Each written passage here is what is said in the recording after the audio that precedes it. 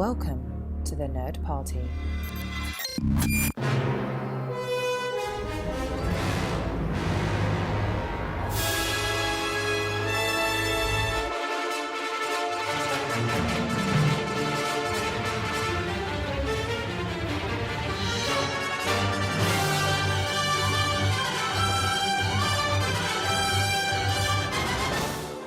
Yub nub, fellow Force users, and welcome to this very special edition of Aggressive Negotiations, the Nerd Party's Star Wars show that focuses on the different nooks and crannies of the Star Wars galaxy. I'm one of your hosts, Jedi Master John Mills, and with me as always is my very dear friend, Jedi Master Matthew Rushing. Matt, how you doing today? You know what? I'm doing fantastic, John, and I got to say, you don't look a day over 49. Oh, well, that's great. Thank you. Yeah. I feel 48, though. That's the thing. I feel like I got, it's maybe it's because we've been traveling at hyperspace so much that I just, I'm not aging at the same rate. Oh, yeah, Star Wars relativity. You know what? That's one thing that they've never, ever talked about in Star Wars, how all of that space travel affects people's ages. Nor should they. Yeah, probably not. So we are here with you today on it's 20 years since the special edition came out. And first, rocked the fan base, split the fan base, as it were. And so to celebrate its anniversary, we are going to be presenting you a commentary track with just me and Matt for Star Wars, known as Episode 4, New Hope, which I know must annoy everybody that I say also known as or now known as. But when I was growing up, it was just Star Wars, and that's just what you called it. Well, hey, John, and I just want to say before we get started, happy 50th. This is our 50th episode, that's right. too, and we thought it would be really fun to do this for all the listeners, and I thought it would just be fun because, well, we just had Rogue One come out, so why not throw on Star Wars and enjoy it? Yeah, no, I completely agree. Now, for anybody playing along, okay, first and foremost, you'll be able to listen to this without watching the movie. You know the movie well enough. And we're not going to be sitting here just breaking down shot by shot sort of stuff. We're gonna be having, a lot of fun. Well, with this. right now, John, I've got the 20th Century Fox logo, and the lights are going back and forth, and then we are going to switch, and it says, yes, exactly. But we're going to go right into this. You don't have to watch along. It'll be fun if you do. But if not, we promise to give you our trademark aggressive negotiations for this episode. So we are watching the 2011 special edition, which is known as the Blu-ray version, which is the version you get on iTunes digitally. So it is the authoritative version that's out there right now. This is not the 1977 or 81 or 87 or 93 or 97 or 2004 version. This is the 2011 version. So go ahead. If you're playing along, cue it up. We are at the 20th Century Fox logo, and we're going to give you a countdown. 3, 2, 1, go. And so we will go 3, 2, 1, go. All right. Oh, so, man. Yep. I love the 20th Century Fox logo. What is it? Is it just because of Star Wars that we love it so much? Yeah, actually, the 20th Century Fox fanfare was actually a callback. If you go back to Lucas's THX 1138, it has a clip from Flash Gordon playing, and that's what he originally wanted to do before he created this long time ago in a galaxy far, far away. So he went ahead and he used the 20th Century Fox fanfare. It's a callback to his youth and everything. And I just want to say, as everybody knows, I'm sure by this point, the Star Wars goes back in this one faster than any other episode in existence. And that is because they had to retime it to add Episode 4, New Hope, and they didn't want to change the music. So what I also like now is that this feels so much like a serial because we've had Rogue One. And so now when I watch this, it does, this whole thing is scrolling up like, this is what happened in the last episode, and now we're on episode, and it's just so much fun. No, I think that's a good point because this is another callback to Flash Gordon and Buck Rogers and those sorts of things and the serials, like you said. So I mean, how weird was it watching Rogue One and it not having this type of title crawl? You know? Yeah, it's funny. It doesn't bother me like it did some other people. And I think it's because I didn't expect it to be there. And I felt like the way that they just kind of jumped in felt very much like those old serials as well, where they kind of they might not even have anything. They just kind of dive right into the next story, almost as if, well, you saw last week, you have this week, you don't really need anything else. So, and then, of course, what I love is that there should just be like a bumper sticker on the back here of the Tantive 4 that says, "Ha, you missed us again." Yeah, it's so strange. This is such an iconic opening. It's so incredibly memorable. Everybody cites, who was able to see it in the theater the first time around. Everybody talks about the first time they watched this and what what a gangbusters opening it was. And all I can think of is how well it just holds up over time, which is so stunning. Like, I mean, this is a movie that was a low budget sci-fi movie. This was a low budget niche movie. Well, don't you just love a couple things? One, now you know why they're shooting at each other, because they're only going to be talking about pretense. And then two, these guys are all running to the door going, "Oh, damn it, not again." Yeah, well, they know what happened to their friends and everything. They know for sure. Please don't let Vader come first. Please don't let Vader come first. And that's funny because I had somebody challenge Rogue One saying, why wasn't Vader the one that walked through here? And I actually thought about that. And I said, you know what? That is a good question, because he obviously can slaughter everybody. And then that was the reason that struck me, is he can slaughter everybody. He doesn't need to. He's sending in the shock troopers specifically because he doesn't want to kill everybody. He actually wants to capture some survival. He knows that this group of people is going to be fodder, but he can walk in and, because they've hidden the plans by this point. Exactly. He knows that these people aren't holding the princess. They want people alive. Yeah, you're absolutely right. Now, what's so interesting about this firefight too is if you watch it and you pay a little bit of attention. I mean, everybody's seen it so many times that you sort of like see it and then log it in the back of your brain. But they were actually behind schedule when they were shooting this, because they shot this toward the end of production. And Lucas actually used, I think it was 3 or 4 camera setup so that they could shoot the whole thing in like half the time or something like that. And if you look, you can actually see how the hallway is inconsistent, but the smoke masks it. Not the part where the droids are running past, but like when they first come into the way and it's cutting back and forth.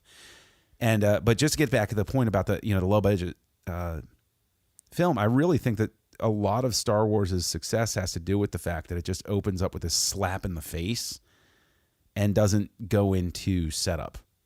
It's just right into the action, and I think that is that. I mean, I think that contributes a lot to it. Well, and I think the iconography that Lucas created with, everybody involved of creating the look. I mean, even as a kid, I'd never seen this before. The first time I watched it, we're watching it for my 8th birthday on TV, and I immediately get the story. I get what's going on. The black guy walks. I mean, the just big black monster walks in. This looks like a robot. And it's so scary, and it's just a great. Everything you need to know is set here in the set design, in the way everything is laid out. I think it's just perfectly done. Yeah, and of course, I love Vader's people skills. They're pretty awesome. But I do want to have a special shout out to 3PO's line a couple of moments ago about the spice mines of Kessel. That is where I got my name, Kessel Junkie, online. So, now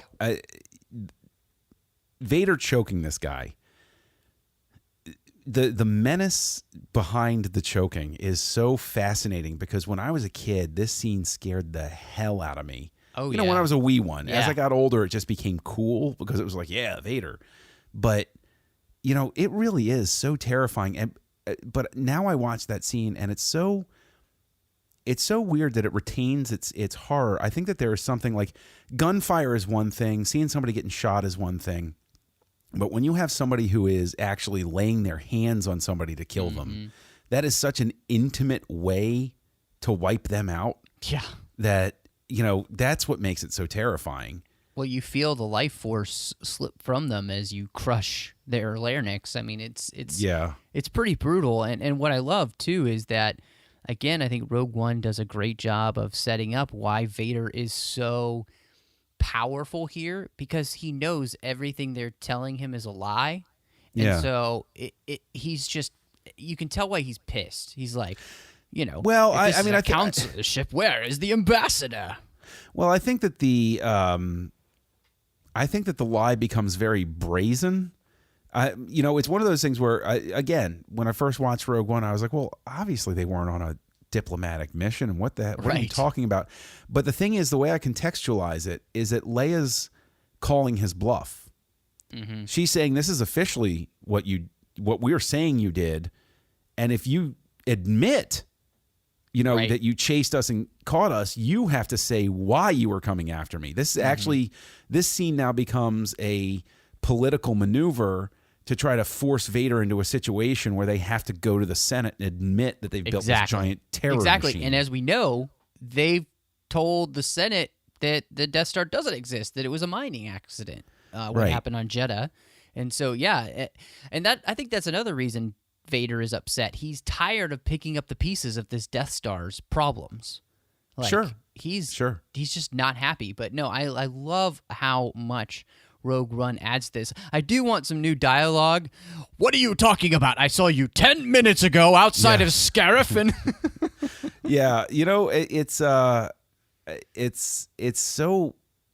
it's so weird how easy it is for fans after so long, that we've constructed what happened in our brains and stuff like that, how easily we can discard it and accept a new explanation for things. But then there are those points where we refuse to. It's so funny. Each of us individually chooses these moments between acceptance and rejection of the new explanations that they give to us. And it's always so fascinating to watch, because every time one of these comes out now, something changes about the previous one.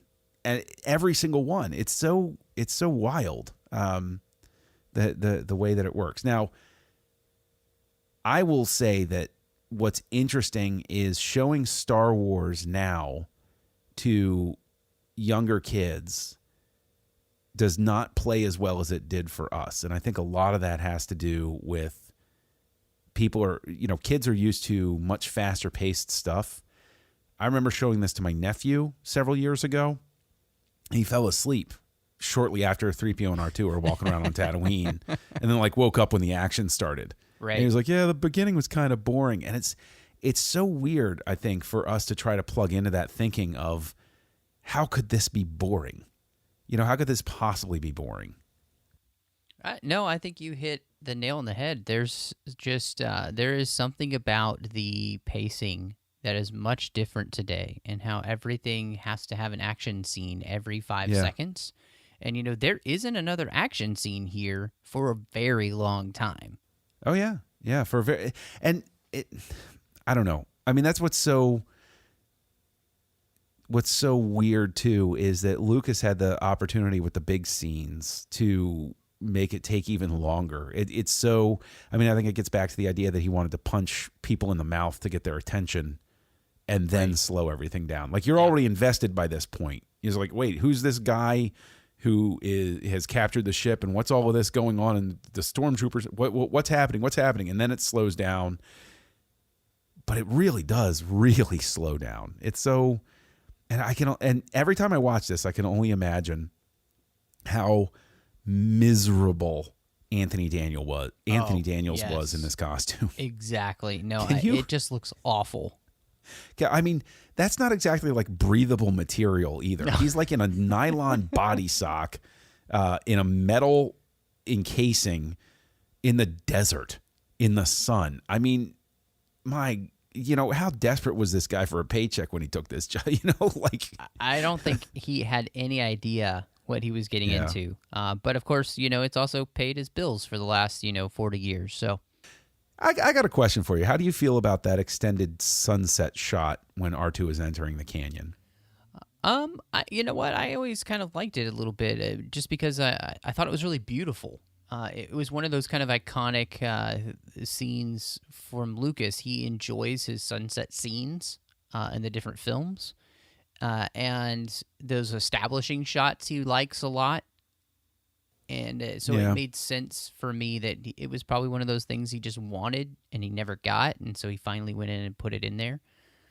Yeah, I mean, and, I don't have a problem with it. It's just it seems so extraneous to have put it in, and I'm not criticizing it. I agree with you. It's a beautiful shot. Doesn't detract anything at all.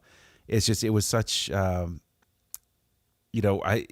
I think that some of the shots like that were put into the special edition had more to do with him having a testing bed of could he extend scenes and shots I'm sure. seamlessly. I bet it did. I always loved this scene too, and what's so interesting about this film is that it turns into almost like a silent movie for a little while, yeah. because C-3PO is not around to talk, and Yep. it's just these strange noises by these creatures that you may have never seen before, when you first watch it. But I love that it's all about the emotion that the scene creates and the way in which even the noises they had for R2 create Oh, yeah. sympathy. It's just everything about the movie is so iconic, but it's because they were able to do some things that just you hadn't been able to see before. And part of that, I think, was giving such life to inanimate creatures like an R2-D2. Yeah, sound design had a lot to do with it. Mike Schindler and I over on Great Shot Kid have talked a lot about Walter Murch and his influence on Lucas. And I wondered why wasn't Murch working on this film when he'd worked on Lucas's previous two films. And he pointed out that Murch was like knee deep in Apocalypse Now at the time that this was being made. And so I'm sitting here, I'm thinking Ben Burtt had big shoes to step into for this. And Ben Burtt is the name that gets tossed around. If Murch had been the one to work on the sound design for this, Walter Murch is this, sort of like unrecognized genius who helped shape the way film was done for decades afterward. But Ben Burtt is the one that gets all the accolades for the sound design that's heavily influenced by his work. It's so, I've always wondered, not always, but thinking about it, is there any sort of resentment on Murch's part to be like, oh, dude, Yeah. that could have been me, I mean, which doesn't take anything away from what Murch has done. Like, he's worked on some very high-profile films. Yes. But I don't know. I think I don't that's know one how of the different interesting things, though, too, is the way in which the sound design, and then, of course, the choice of John Williams and his symphonic score all play together to create something. Of course, and then in the 70s, it had been kind of like it was not in vogue at the time, But sure. It adds to the dramatization of the story in a way that's so smart. So, Dewback, no Dewback, yes Dewback. What do you think? This Dewback is inconsistent with the prequel Dewback, so that is an true. effect I want updated. I agree. I wish that when they had done these, that they would have gone in and just added in the new Dewbacks from. They've got to have the files, right? Considering that they redid Jabba several times and redid the Greedo thing that we're going to spoilers, why not? I like how Captain Obvious that Stormtrooper is. Look, sir, droids. Yeah, but you already know you're after droids.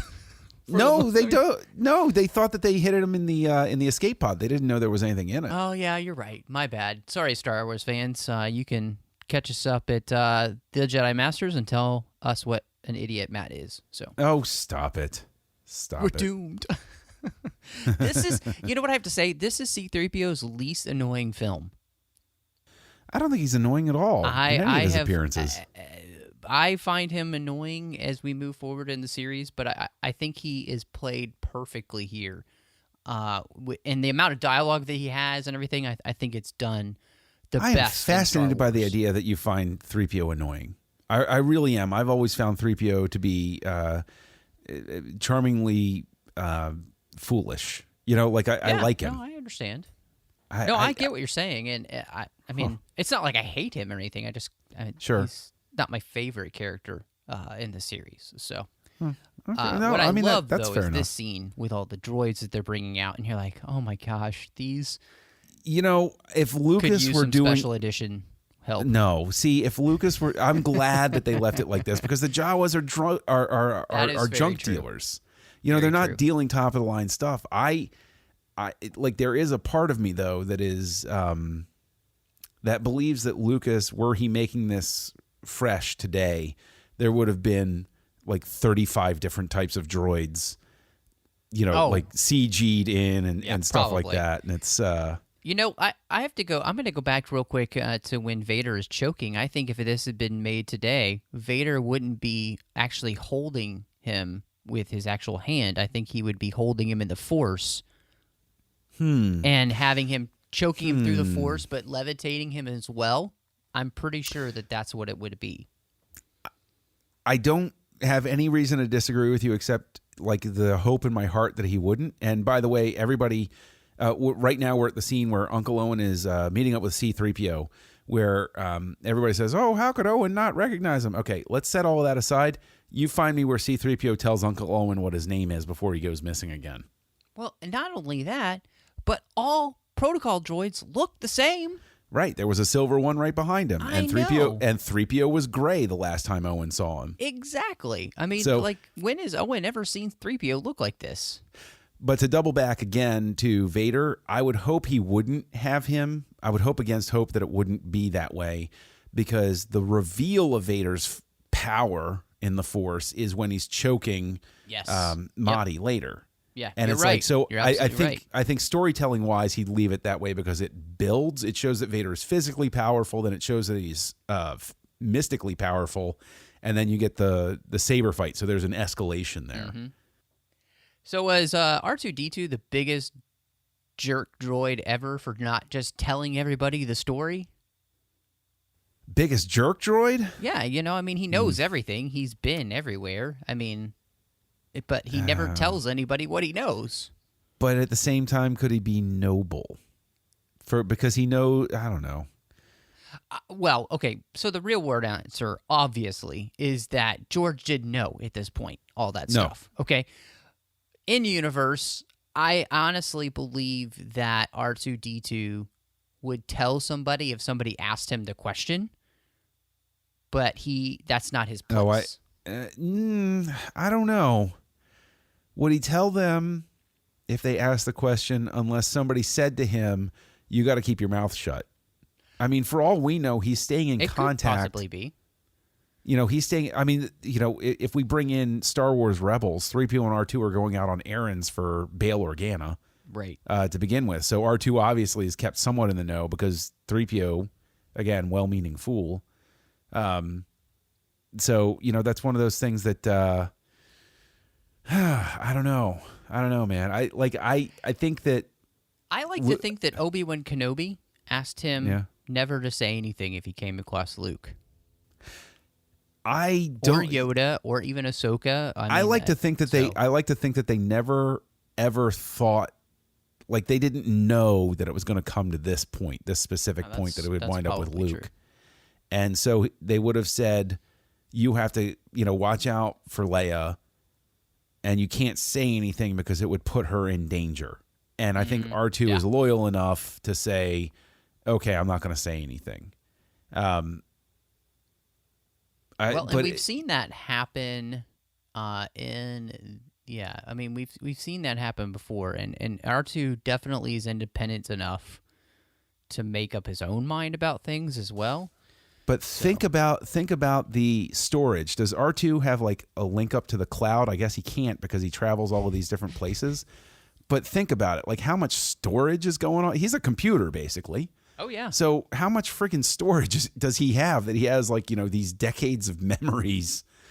I mean, can he selectively overwrite that's a good them? thought. Apparently, you have a pretty maximum amount of storage in R2-D2 because, I mean, he has been on every adventure, it seems like. I mean, he even went to Morabon with Yoda, So, Yeah. Dagobah before. I mean, he's been to Dagobah. He knows what that is when he gets there.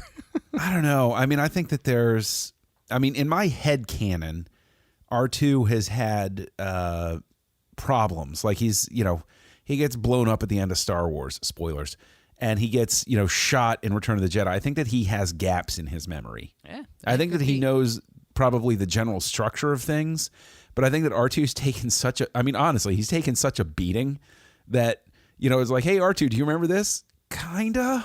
Yeah. Yeah. I don't know. Maybe. I love I this, think it's though, something like that. Even C-3PO says it. With all we've been through, this R2 unit has become a bit eccentric. Yeah, that's very true. That's very true. I don't know anyone know Obi-Wan, but I do know an old Ben. Yeah.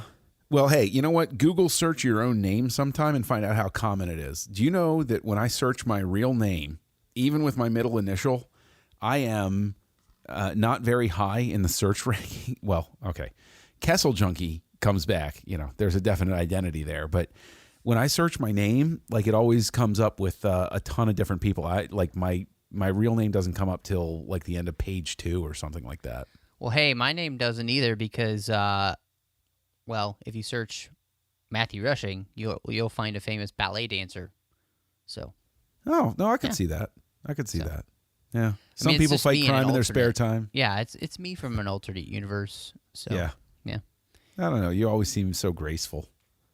So I love that would make sense. I have to say, Mark Hamill plays Luke so well as that teenage kid, and all he wants to do is leave home. And you can so picture Lucas in this.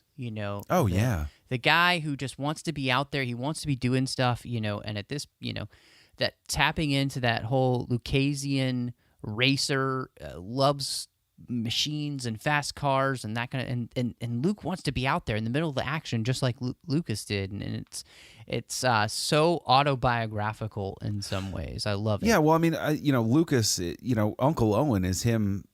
Lucas repeatedly tries to work out his complex relationship with his own father in all of these characters.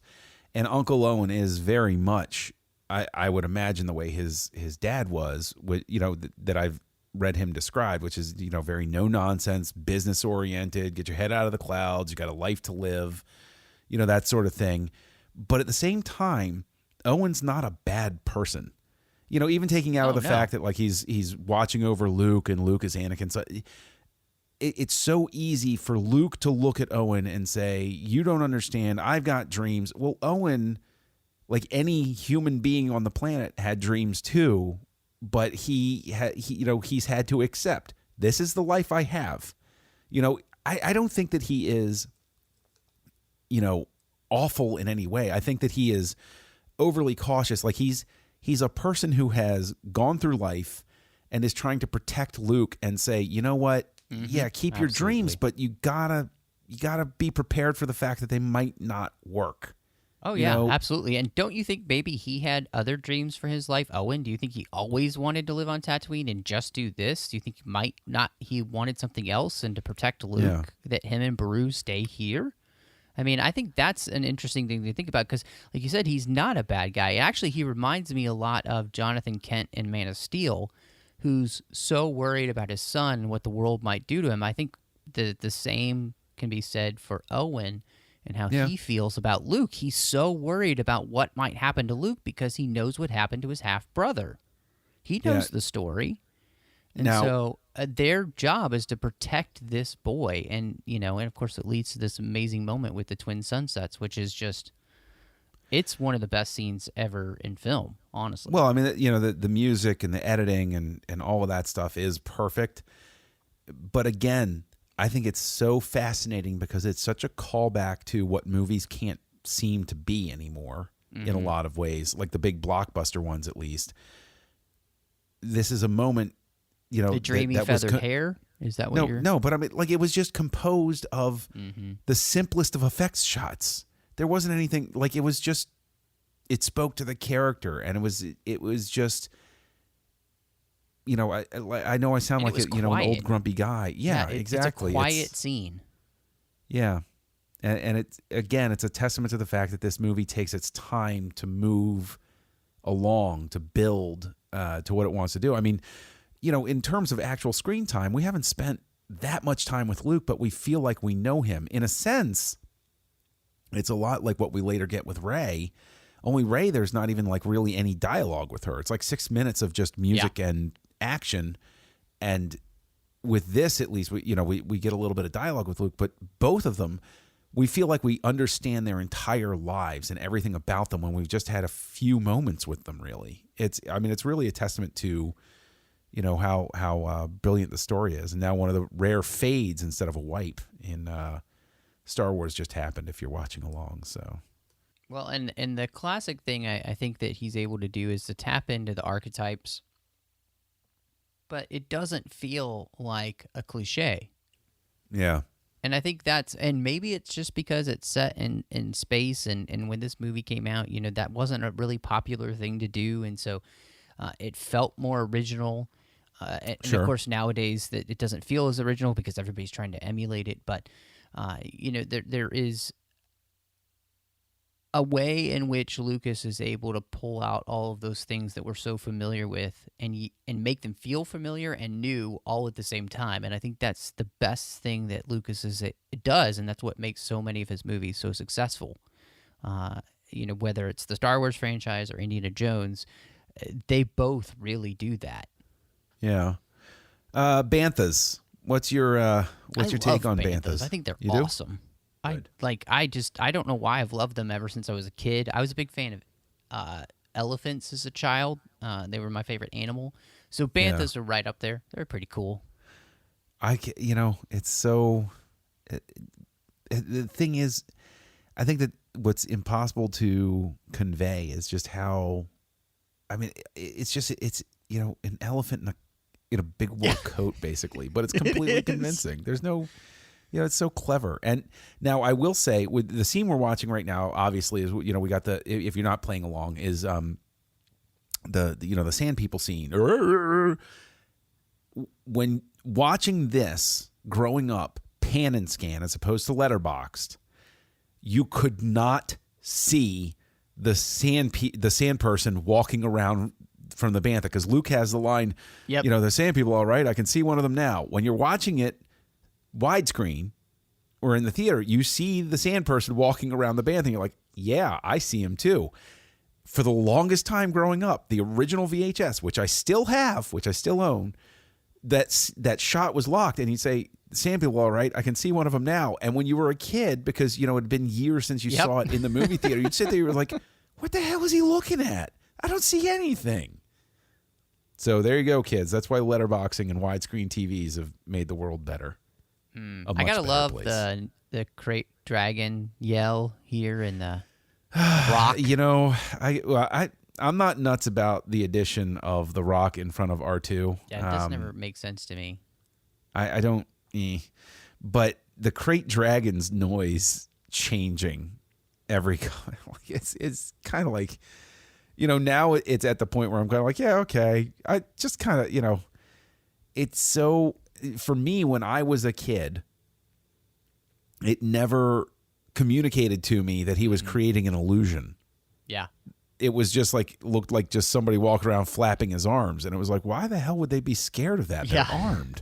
You know, like, exactly. We know at least one of them has a gun. Like, what's going on?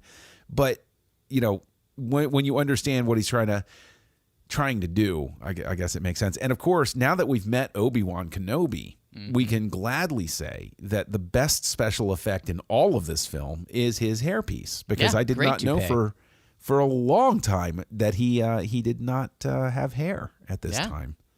No, I agree with you. It's not a bad hairpiece at all. And I also have to say too, it's what does Obi-Wan Kenobi have to be thinking right now?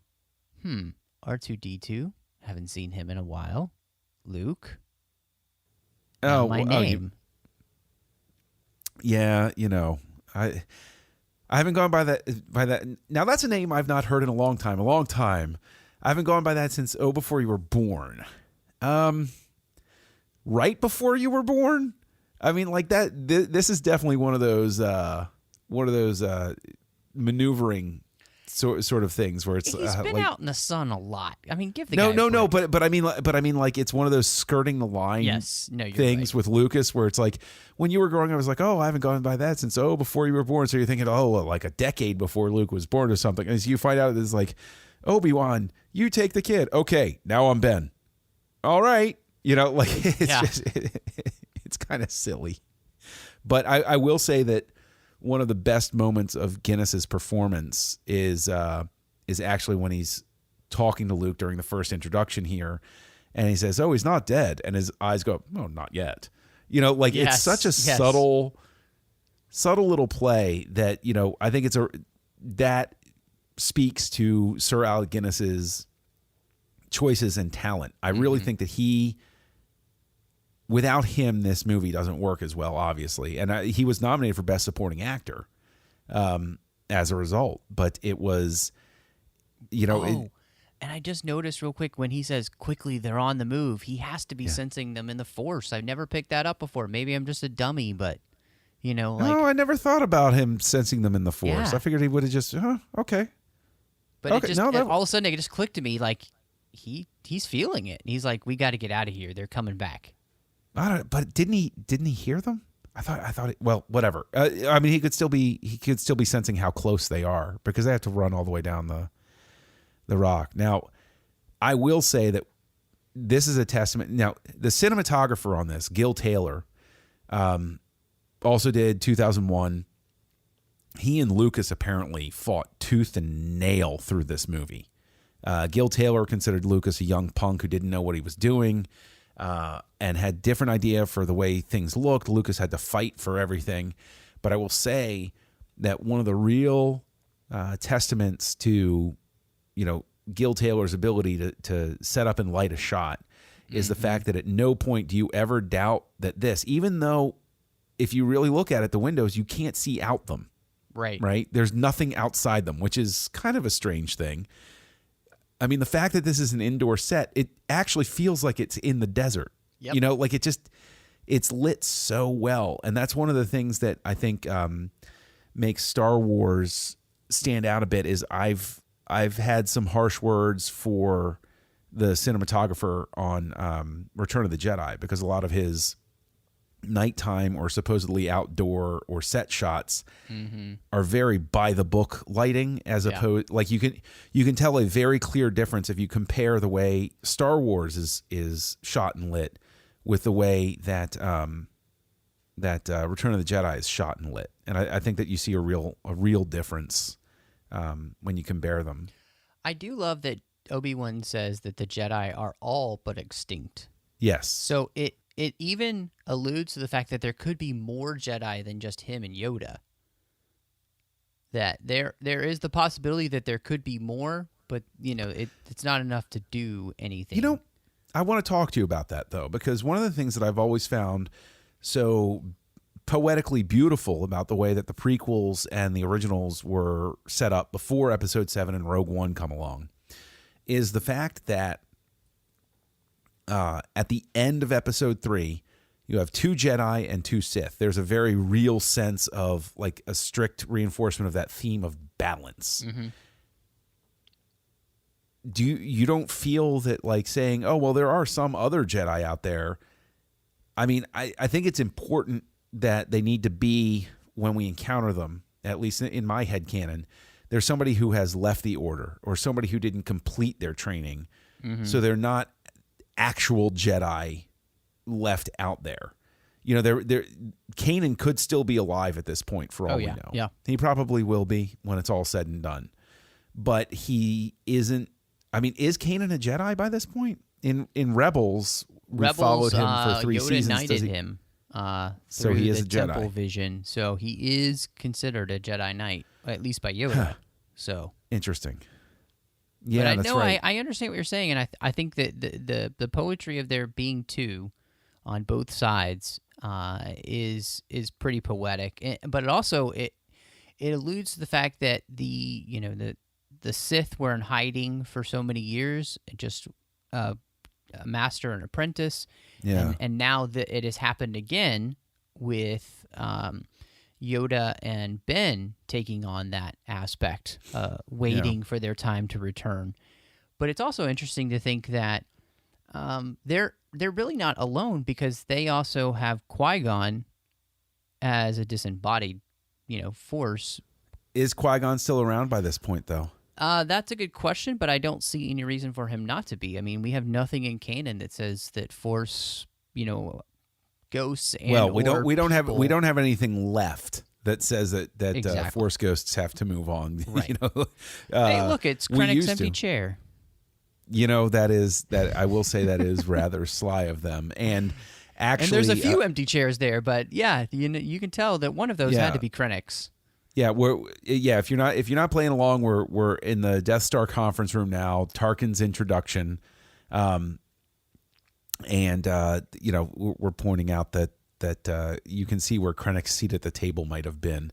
I actually think if you look, there's a chair right next to Tarkin. I think that probably would have been where he sat. But what's great is the fact that they did find a guy who interacts with Tarkin in Rogue One. Yep. Who looks exactly like one of these guys who's slightly out of focus around the table. And you only see the back of his head. Yeah, it's awesome. Well, I also love that you Lauren is still at the table. Like, he's been with the Empire a long time. Yeah, yes, he's officially now Yularen. He wasn't Yularen at the time, I don't think. And he's wearing a white uniform as well, so that's also pretty fascinating. I want to know what the distinction is and why some get to wear white, others wear the grayish green. And then there was also black. There was a lot of black in the original Star Wars, and it wasn't until like Empire and Jedi it seemed to go all olive green. I don't know. But I do know that. If you'll notice through this, with a lot of Governor Tarkin's scenes, you never see his feet. There are a couple of establishing shots where you do. And have you ever heard the reason why? Did he not like the his boots? The boots didn't fit. And so he actually apparently wore slippers through the majority of the filming because they didn't have time or the money or whatever to get new boots for him. And so that was a compromise that they did. They said, okay, well, we'll just shoot you from the waist up then. Well, I mean, what if you could be? What if he had Dooku's old silk pajamas, from the Clone Wars, and so he normally just wore those to meetings, but today he dressed up. Yeah, right. Well, he knew they were going to actually, fire the full firepower. Now, we're here at the Jawa scene. These blast points are too accurate for seeing people. And everybody always makes a joke. I actually wrote a blog about this because it annoys the living bejeebers out of me how people always say the stormtroopers can't hit anything. The stormtroopers kill and destroy plenty of things. It's the heroes they can't seem to kill. And that, it's these heroes that they can't seem to kill. Yeah. They kill plenty of people at the beginning of this movie. Well, and they kill plenty of people in Rogue One. They killed plenty exactly. of people in Empire Strikes Back. They actually cut a lot of stuff in Empire Strikes Back of them killing people in Cloud City. But the well, I mean, they barbecue Baru and Owen, so I mean, it's pretty bad. I will say that this scene that we're watching right now, where Luke shows up at the homestead. There's so much about this that I think would drive Lucas nuts now if he were trying to make the movie. The type of filmmaker he is now. The sky is cloudy. It didn't match quite right. Like, there's so much here that is a fortuitous thing having to do with what the weather was like in Tunisia in that section at that time while they were shooting.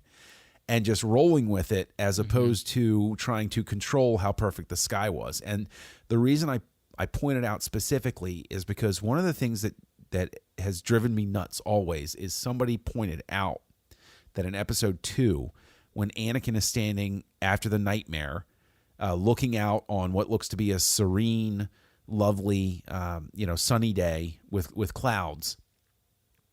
If you pay attention, there's water by his feet because it was raining that day and they digitally changed the sky. And it drives me nuts because in my brain, I'm sitting there, I'm saying he's had a nightmare. He's in turmoil. He's about to break his mandate. He's about to, lie to Obi-Wan about what he's doing, where he's going. Rain would have made perfect sense. It would have been such a thematically perfect moment to have that rain. And so it's simply fortuitous that when they were shooting that scene with Luke at the homestead, it's cloudy and windy and he's standing there. I mean, and the music swells and his hair's whipping and it looks like the wind's going to blow him down. And it's so fitting with what's going on. It's one of those things where there's a sense of spontaneity that makes the original Star Wars work so well, I think. And I think that sort of stuff speaks to that spontaneity. What do you think, as we travel to Mos Eisley here, what do you think about the story that Obi-Wan tells Luke about his father? How do you feel about that? Oh, you mean, is it acceptable from a certain point of view, you mean? I mean, I always just wondered if him and Yoda had some idea what do we tell Luke, and why they don't tell him the truth right away. Because could you handle it? I mean, could you handle that knowledge right away, knowing that you're the first thing I'm going to say before I address that is that these expanded shots of Mos Eisley do not hold up, and they either need to redo the effects or. Like it's when I first saw them, it was like forgivable. Some of the shot, not shot, but some of the, it was such new digital technology. It was like, oh, okay, well that still looks cool. Yeah, I'm surprised they've never been redone. It just surprises me that they didn't for this edition. And I am the droid that's flying by the commander here with the orange pauldron, when he's questioning Luke and Obi-Wan, actually annoys me very much, and I wish that they would get rid of it. I know it seems such a minor thing to quibble with, but getting back to the dad thing, the story that Obi-Wan tells him, first part of the answer, what I like now is if you look at it, the way that Guinness plays it left room unintentionally, but it left room for you to see it now as Obi-Wan making a decision, because like he takes a beat and you can read it now with everything that we know of Obi-Wan saying, all right, I'm committing to this, because there's actually a cut scene from Return of the Jedi where Yoda says, Obi-Wan wanted to tell you and I told him not to. Right. And so that very much plays as Obi-Wan saying, all right, I was told not to say anything. I do agree. A lie is a lie. But to drop the knowledge on this kid that his dad is Space Hitler is going to be a little much. Oh, yeah, hey, you're ready to take your step into a big new world. And by the way, you are the son of evil. Yeah. It's kind of, it's a tough one to go with. Well, and oh, hey, look, those guys from Jedi are here in the cantina. I love that they're here. They made it. That's awesome. It's kind of weird. I have to say, what I love about the whole thing is that it's not that they don't necessarily want to tell Luke, but can you tell Luke now? Like you said, and what do you tell him? Well, you tell him something that is close enough to the truth, but not the whole thing. And like Obi-Wan said, it is true from a certain point of view. It's just the poetic version of the story and not the literal version of the story. Like, the spirit of it's true. It's kind of a dodge, but I'm all right with it. Yeah. Now, here's a big question, right? The Jedi have been purged. They've been killed. Everybody believes they're gone. But Luke, as he walks in here to got a lightsaber. Lightsaber's just swinging around. why wouldn't Obi-Wan have said to him, by the way, you might want to keep that one on the down low because it's going to attract a lot of attention? That's a good question. It makes me wonder about the history of lightsabers after, the Clone Wars and the Purge. Do they become something that people buy, as a status symbol? Well, we do know that they are. We know from other sources that lightsabers are sold on the black market, and so it could be entirely possible that somebody would see a lightsaber hanging, and somebody would be like, "Oh, what did they do to get that?" Or maybe like you said, it's a thing. It's a status symbol. But there goes Obi-Wan. There goes the wait. That's the wrong arm. Well, that is something that people don't realize is that Obi-Wan actually accidentally killed 3 people. He meant to kill 2, but he killed 3, and that's why the stormtroopers showed up. Yeah, exactly. So he's just a wanton murderer. Now, see, but that's another thing, and this is going to seem quibbling. I mean, like, this is the thing: is like we sit here and we drill down into these things. And we argue about the new interpretations of everything because we've seen this so much, and it comes from a place of love. But like you could drill down into it as like, well, if the Jedi are wiped out, why would you use a lightsaber? Why wouldn't you like force push them across the place or something like that? Because you know that the lightsaber is going to get attention. Like somebody's going to be like, oh my God, a lightsaber. I think because the use of the Force would be worse than the lightsaber. Because somebody being killed by a lightsaber probably does happen in places, as we said. You've got lightsabers on the black market. You probably have bounty hunters that carry them. Oh, okay. That's a good point. But a Force push, you do that. I mean, everybody knows that you're a Force user, and that brings the Empire down hard. So I think Obi-Wan makes the right choice. And in the end, it's so much the Western. You kill the guy at the bar, everybody walks away. Sorry about the mess. Now I will say that and by Lucas's own admission that the casting of Harrison Ford was very serendipitous. Ford wasn't even supposed to be part of the reads. He was brought in to complete a group of 3. He wasn't like, and it's so shocking that he wasn't in consideration, considering Lucas had worked with him before, Coppola had worked with him before.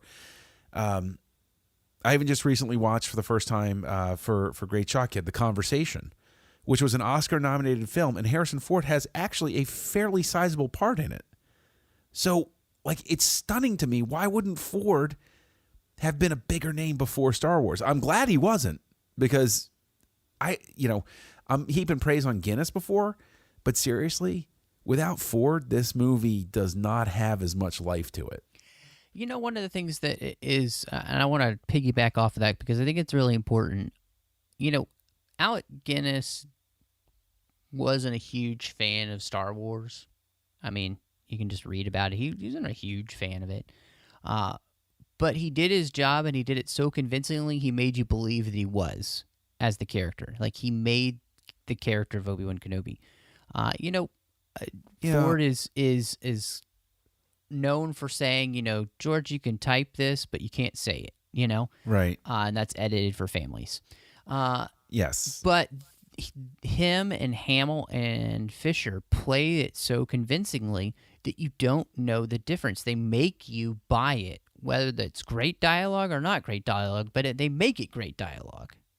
Yes, and now speaking of dialogue, and now speaking of things working and not working, and all of those sorts of wonderful things, let's just have at it because we're here at the point. Greedo, the infamous Greedo change is a coming here. With it was changed in '97. Very notably, I hated it the way that it played in '97. 2004, it was better. Here in the Blu-ray /2011 digital version, I think if this had been how it was changed the whole time, it would not have been greeted with as much hatred. No, I think the way that it's done here, it seems so simultaneous. Yes. That you can't tell. I mean, they're shooting at the same time. To me, Han still is the cold-blooded Well, he's a split second faster. Yeah, basically. yeah, exactly. Which I think it actually I like the way that it plays. You could almost unless you're sitting here watching it in slow motion, it plays really quick as if Greedo's gun goes off because Han shot him. Right. And so that I think works a lot better. And it also they worked back in the forward shot of Greedo exploding in his belly sort of thing. It's one of those things where I think a lot of the changes that he made were well intentioned and have become better, but I really wish that back in '97 he would have just looked at it and said, "This isn't working.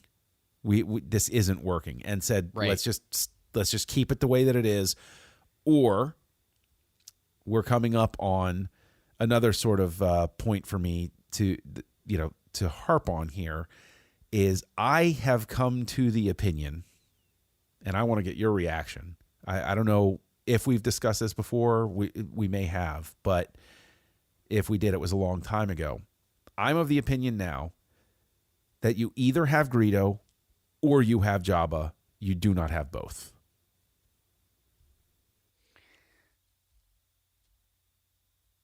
Yeah, I've heard you make that argument before.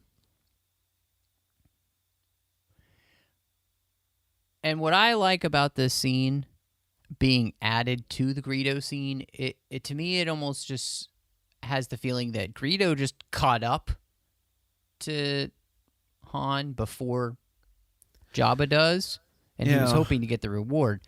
But what I like about this scene here is that it accentuates even more so the trouble that Han is in.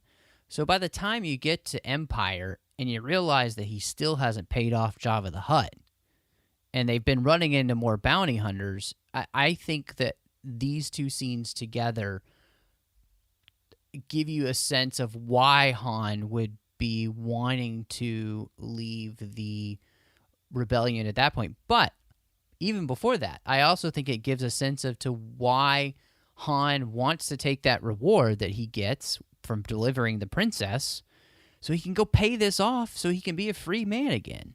He makes a choice. He makes a moral choice, but he also makes a choice that could be very bad for him by saving Luke and the galaxy. So I think that the two scenes actually work well together to give you an even better sense of the change that overcomes Han. But they choosing to save him. But the thing is, they communicate the same information, and that's why I think you have one or the other. You don't have both. Again, it's not. I get you. It's not something that ruins the movie. I also, even though they updated the effect for anybody that hasn't watched the Blu-ray 2011 version, the Jabba effect is a hell of a lot better than it was in '97. Yeah. They updated it in 2004, and then they updated it again. No, it might have remained the same between 2004 and 2011. Can I ask you something? Why is there no set extension here? Why? Because there's only half the Falcon.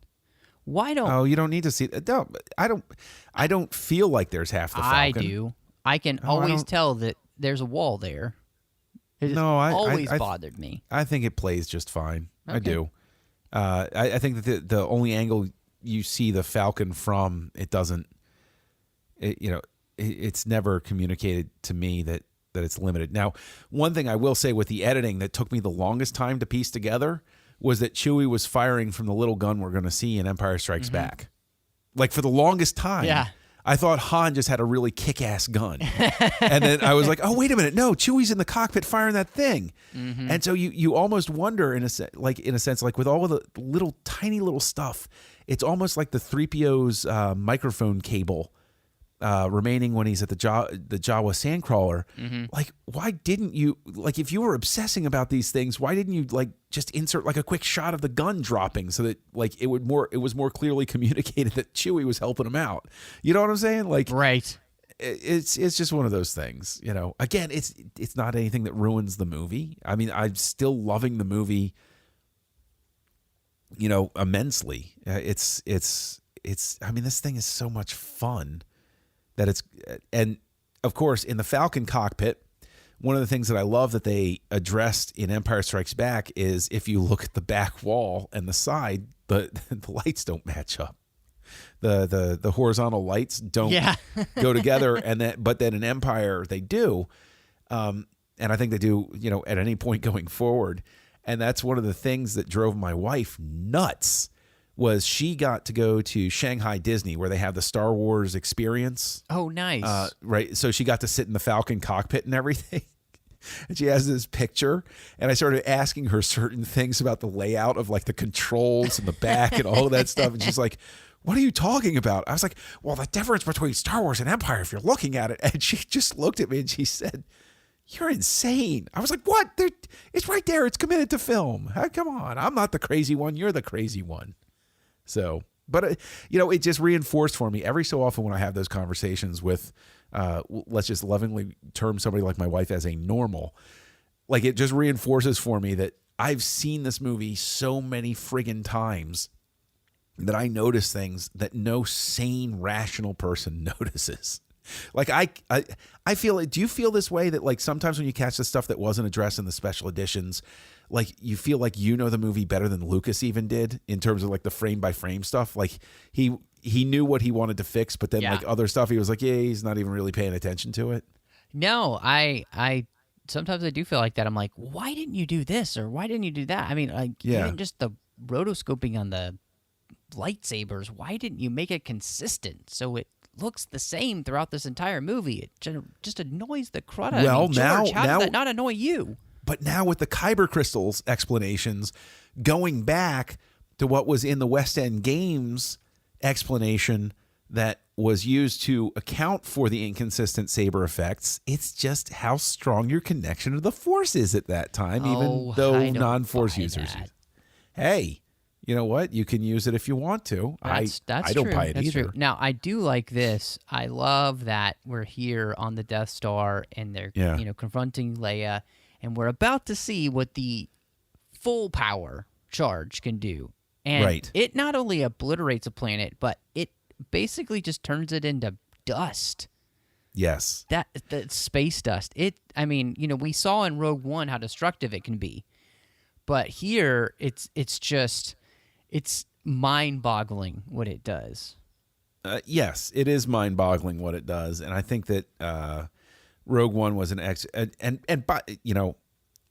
by the way, I gotta ask you, I call it the Praxis ring when Alderaan blows up now. Yeah. Or when the Death Star blows up. Yes. Okay.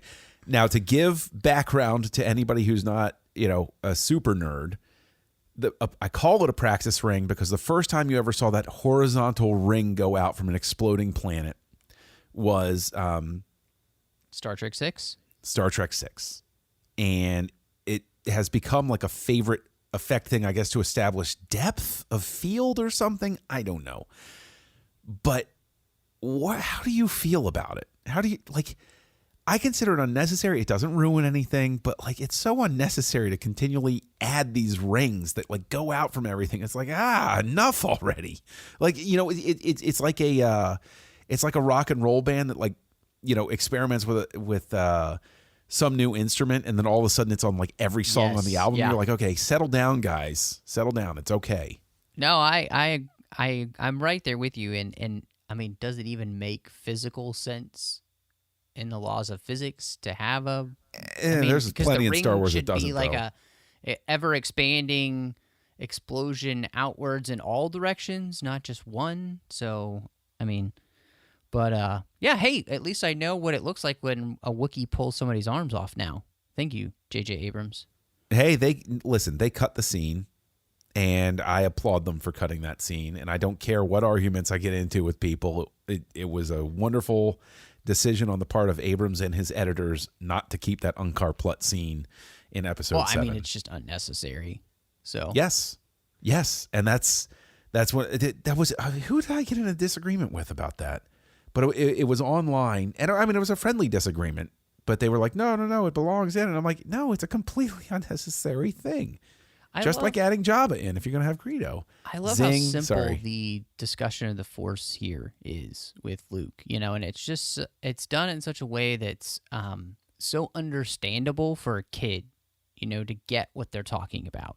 Sure. And I also love the way that Ben talks about it. He's like,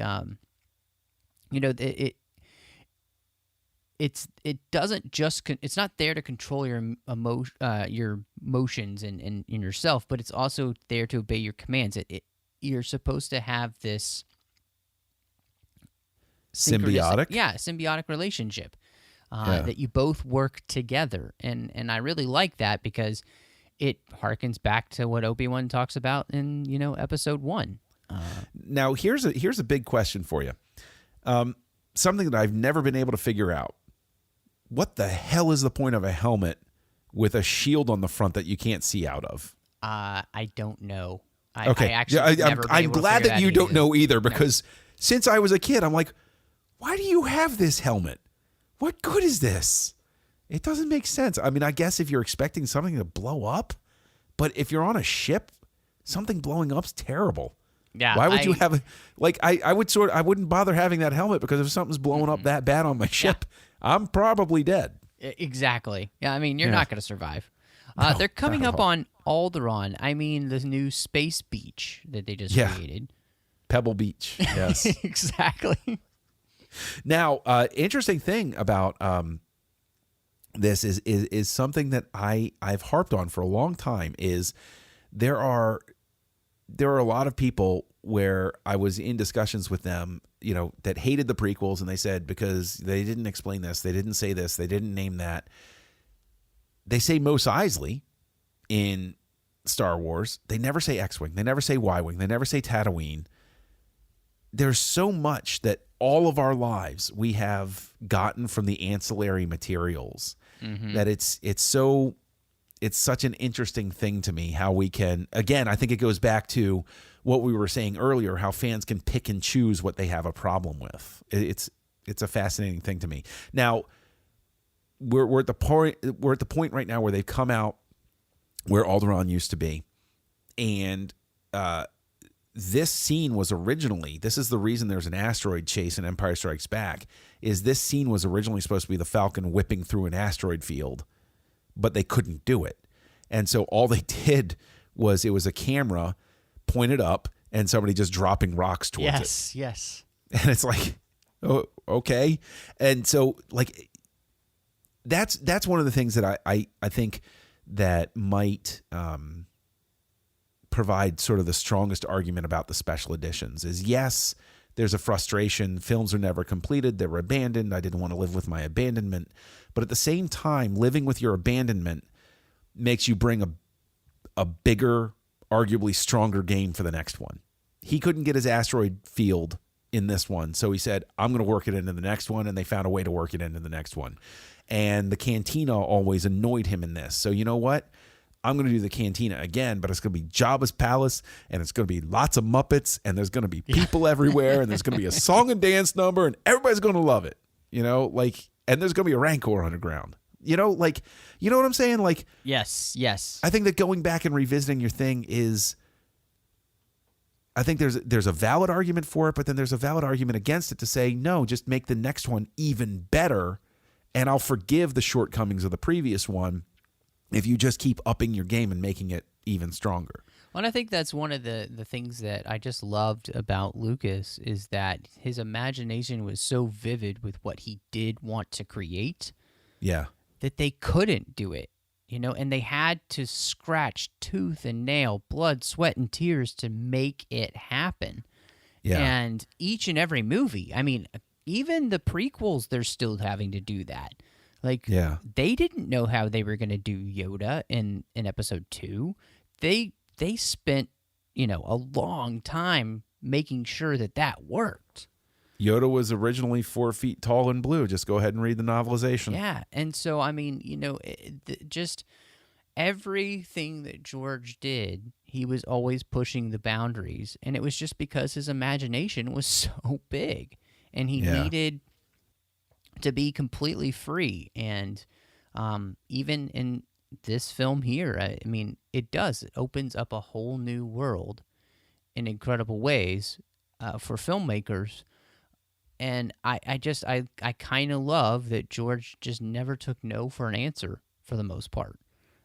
Because without that, movie making just wouldn't be the same it is today in good way. And I would say in all the good ways. And there's bad ways that's been used. Transformers films.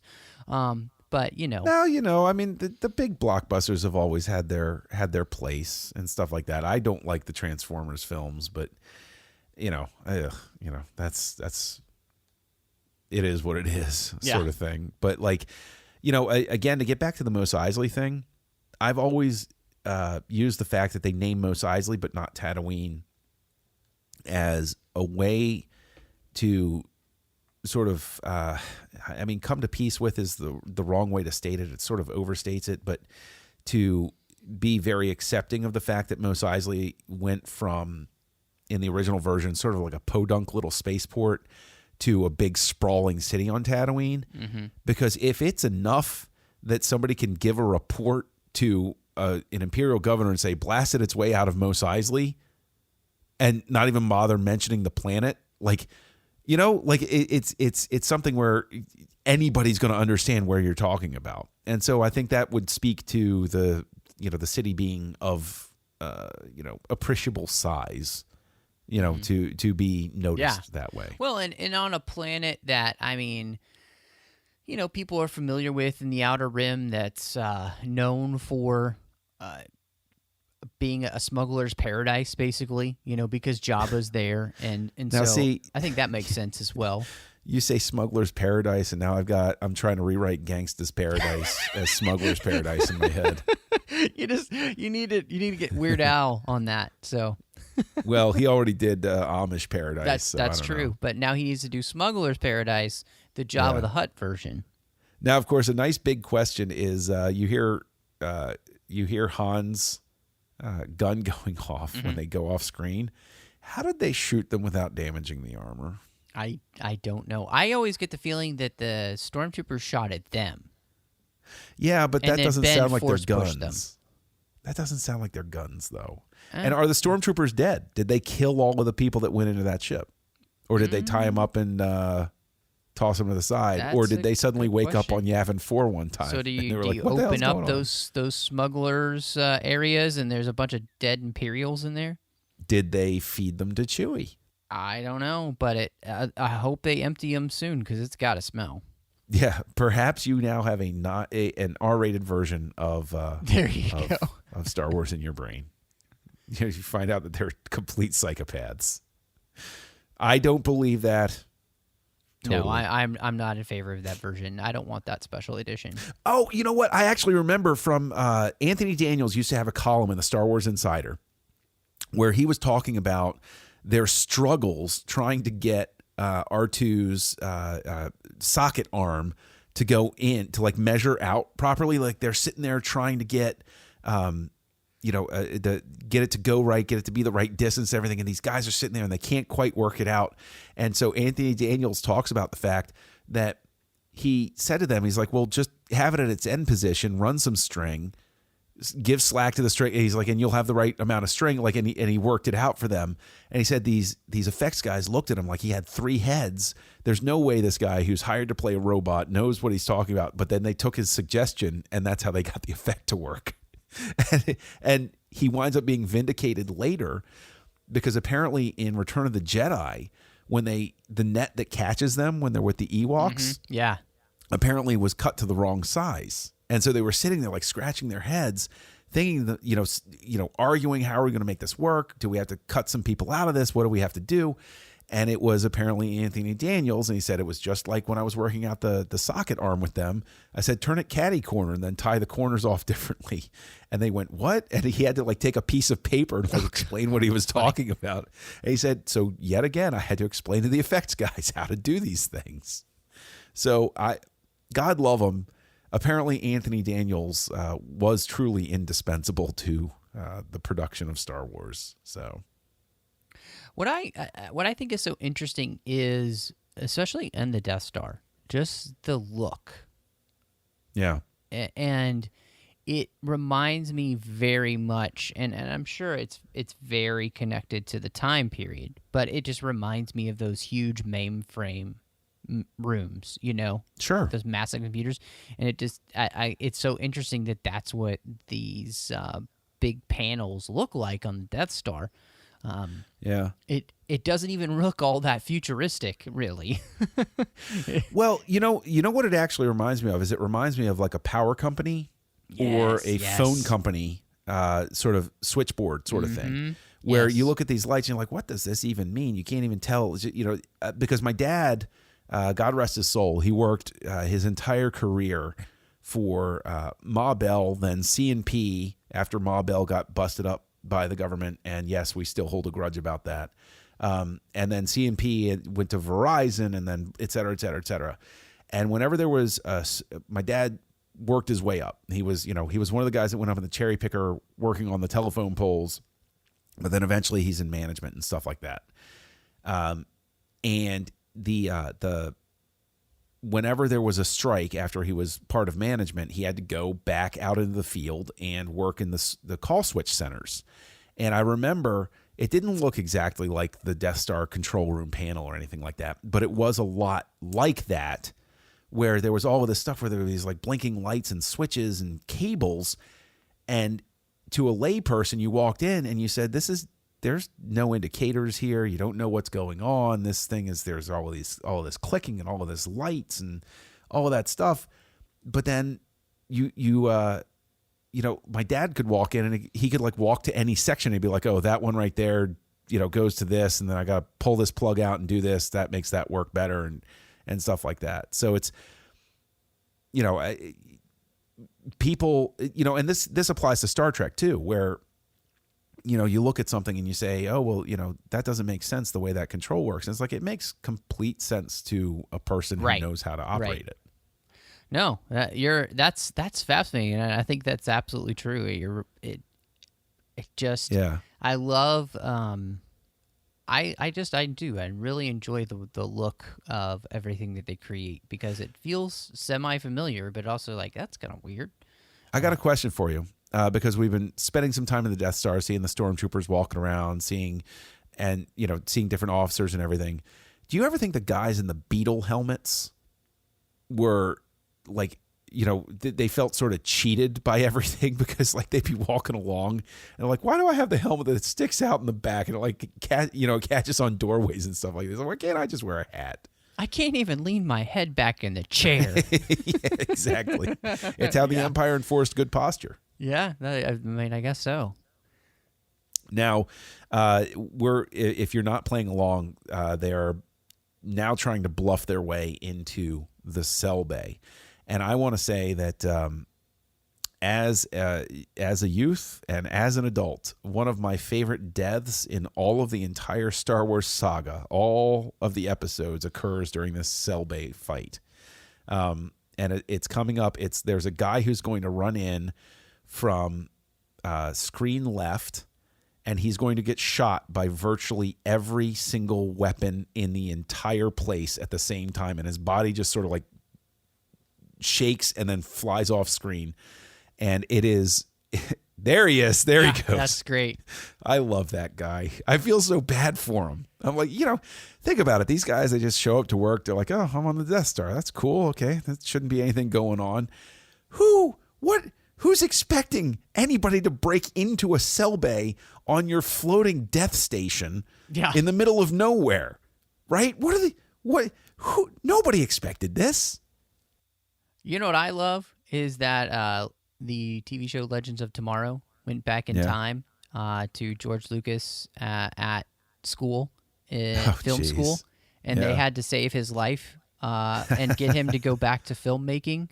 Because if they didn't, two of the guys on the shows wouldn't be who they were because Star Wars and Indiana Jones inspired them. And it was just awesome. They were actually in a trash compactor. It was fantastic. It was just wonderful. With George Lucas in it, like, George, you have to believe that you're going to make these movies or we don't exist. Did you? It was awesome. Did you ever see George Lucas in Love? I didn't. Oh, you should. It's very, very cute. It's very cute. Carrie Fisher. God rest your soul, Carrie Yeah. Fisher. Amen. And my first crush, my first true, real, Hollywood crush, big time. I was so young when this came out that I never viewed Princess Leia in a romantic fashion. I viewed her like I wanted to protect her because I when Star Wars came out, I was like 3. Yeah, that And, makes a lot of sense. And so I grew up wanting to guard and protect her. And I no lie, when she does the turn in Return of the Jedi where she's in a more revealing outfit, that was a very confusing time for me.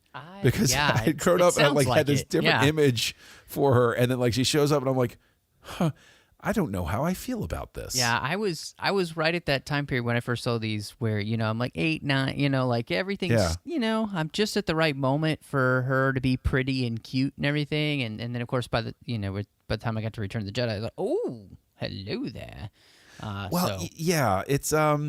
It's weird though, because like it just having that memory of having grown up, and the first time seeing her, first guy in the door always dies. Yep, poor guy. Just the fact that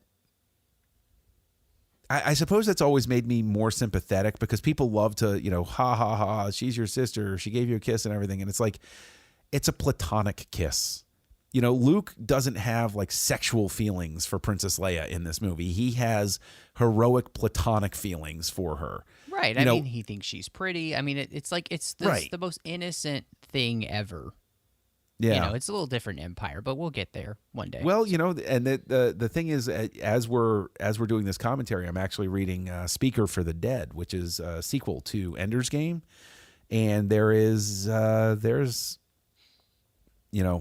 argument like for cross influences and everything, because there is a relationship in that where two people don't know that they're related and they have romantic feelings for each other. And it's sort of like one of these things where, people know and they don't know how to say it. And, I mean, again, I think it also gets back to, Yoda says always in motion is the future. Absolutely nobody ever figured that the two of them are going to end up together. Oh, I guarantee you. And in this sense, without maybe even knowing who the other was, I think that they planned that they would be able to tell them that, Now, all of that, of course, is retcon headcanon to make way for the fact that, yes, no fan believes that Lucas thought that Luke and Leia were twins when he made Star Wars. It was an idea that, the idea of the twins had been scrapped. He didn't quite, it was there, but it wasn't there. I mean, even in the original ancillary materials back, the extant materials in 77 and 78 listed them at different ages. I think they said that Luke was 18 and she was 19 or something like that.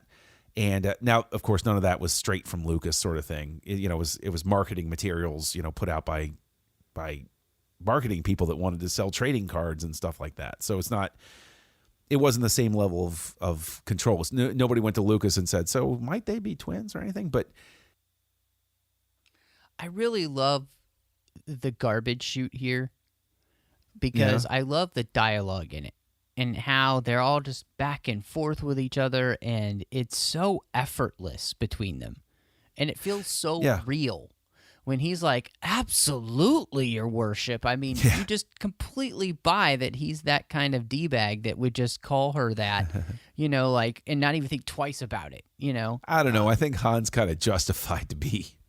Well, I mean think of it. I'm saying? But he might no, but I mean, he might not be.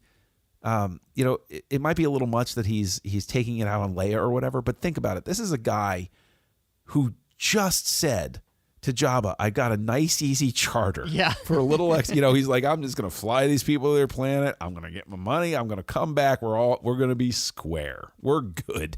And now he's literally he's broken into a cell bay and is now in a trash compactor in a top secret death machine, that blows up planets.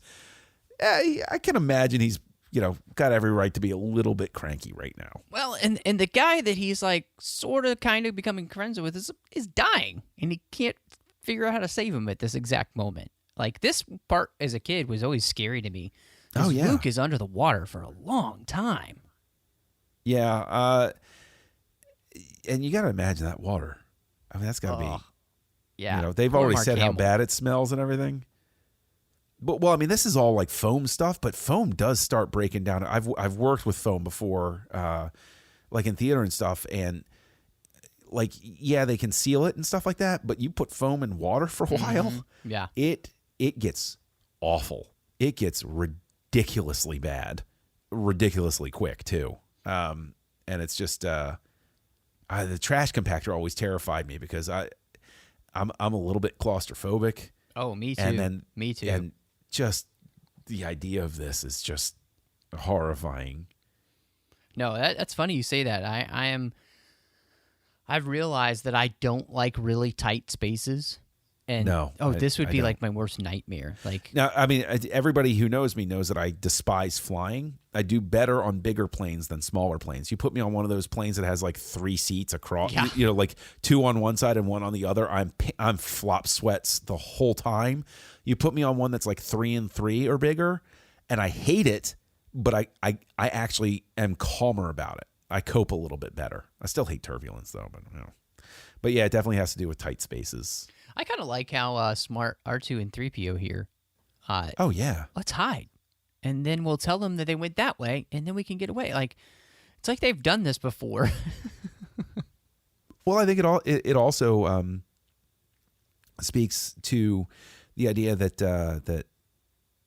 R2 is probably the brains of the outfit, and that was his idea. No, droids are second-class citizens in a sense. That's true. You know, it's like they don't think about checking their story or anything. Oh, you're a droid. You're not smart enough to lie to us. So it's really well, and it's like what K2 was trying to do in Rogue One. He just he didn't. You know, they started calling over the intercom. He's like, oh crud, you know. Now, one thing I will say is that with the special editions and everything, and we're watching the Blu-ray digital and all of that. The color saturation, so like with R2 in the desert, sometimes the blues are obviously oversaturated a bit and stuff like that. But the scenes with 3PO on the Death Star, the way he pops against the backgrounds, I think is just a gorgeous thing to look at. Like I love seeing 3PO against the red, or even, you know, in the gray of the landing bay. You know, he really I know it's a weird thing to fixate on, but I love the play of his gold color against everything else. Like, it enriches every shot that he's in. No, I agree with you. I think him and R2-D2 look fantastic in the upgraded, cleaning process they did and everything. I feel like they did a really good job, and those two characters even come more to life because of that. You know, whether it's the dirt you see on them or the scratches, or it's great. Well, I mean, with the exception of just, you know, some of the shots on Tatooine, they went a little too crazy with the blue on R2, but yeah, overall it's great. Yeah. Now, the trash compactor has just stopped. It's such a like a breathing moment, and so funny that 3PO thinks that they're dead. Yes, I like love that the way that they play it, and it's so telling about 3PO. I love, you know. You think he works best in this of all of them. I've never had a problem with 3PO.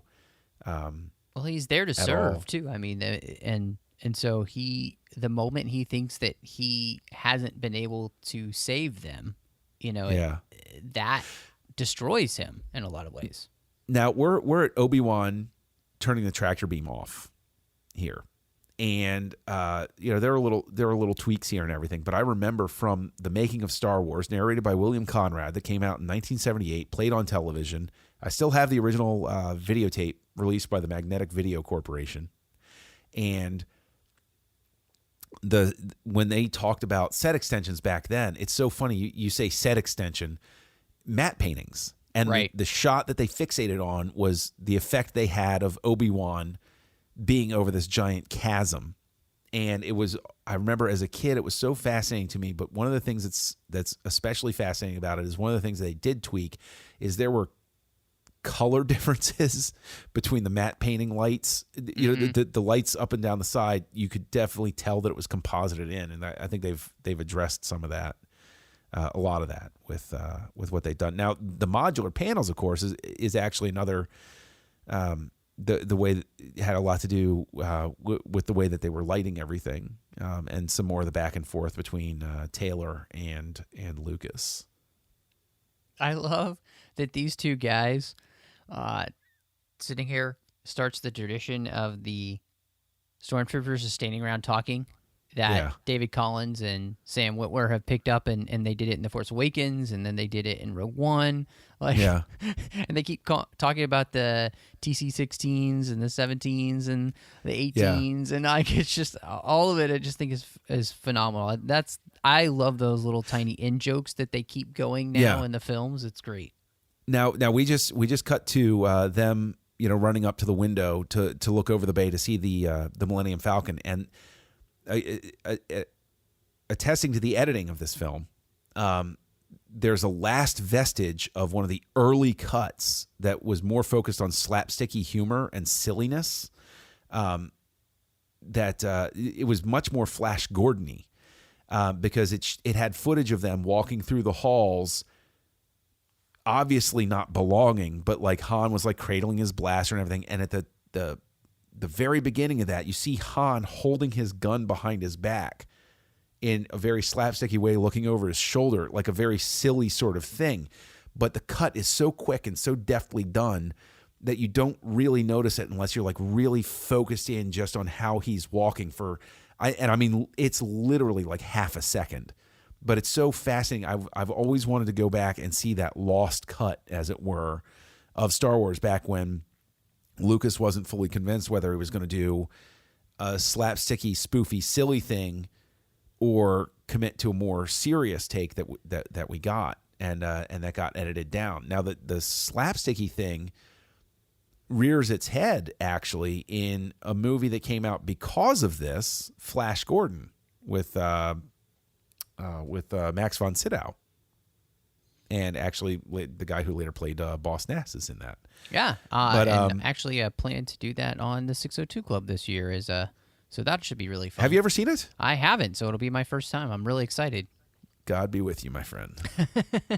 It's well, hey, Alex Ross did the artwork for it. How could it be that bad? It's everything that you would be terrified that a movie like Star Wars would have been. Yeah. And it is. What's so funny about it is that Lucas made Star Wars because he wanted to make Flash Gordon, and he couldn't. Mm-hmm. So it's so funny that Flash Gordon comes out because of Star Wars, which wanted to be Flash Gordon, and is a total train wreck. And Star Wars redefines, everything about film. I really like the whole idea that, really the reason that our heroes live is that the Force is protecting them.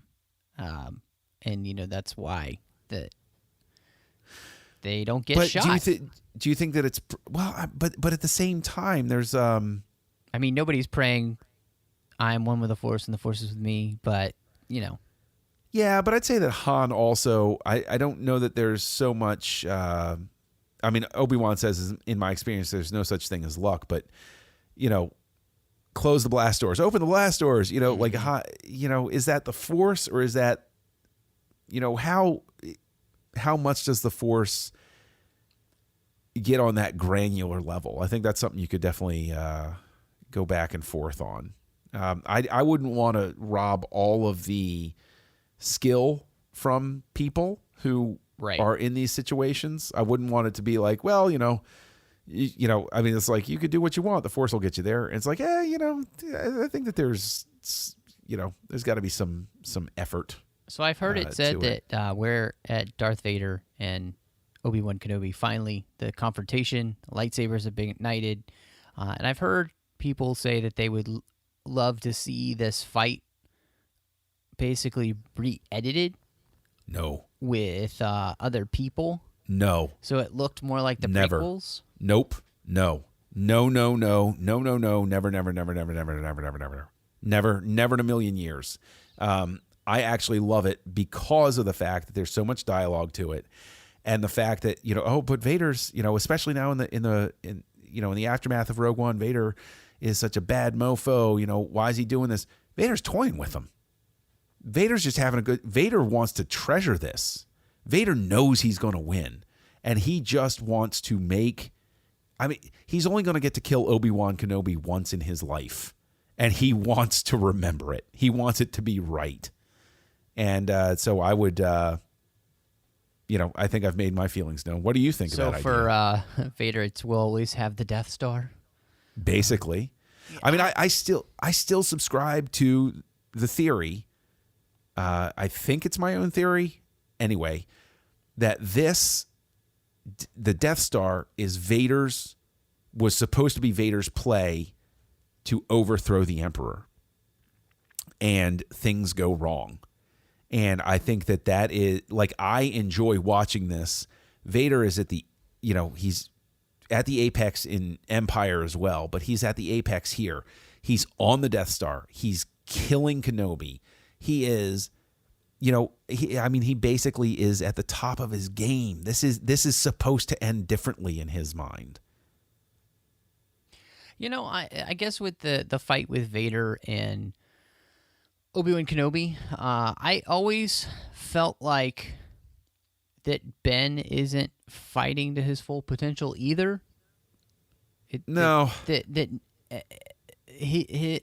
him, it is I'm keeping Vader's attention, and so Vader may be playing with me because he probably is stronger than me at this point, but it's not about that. It never seems to be about that for him. They're both playing a game with each other, but the game isn't quite the same.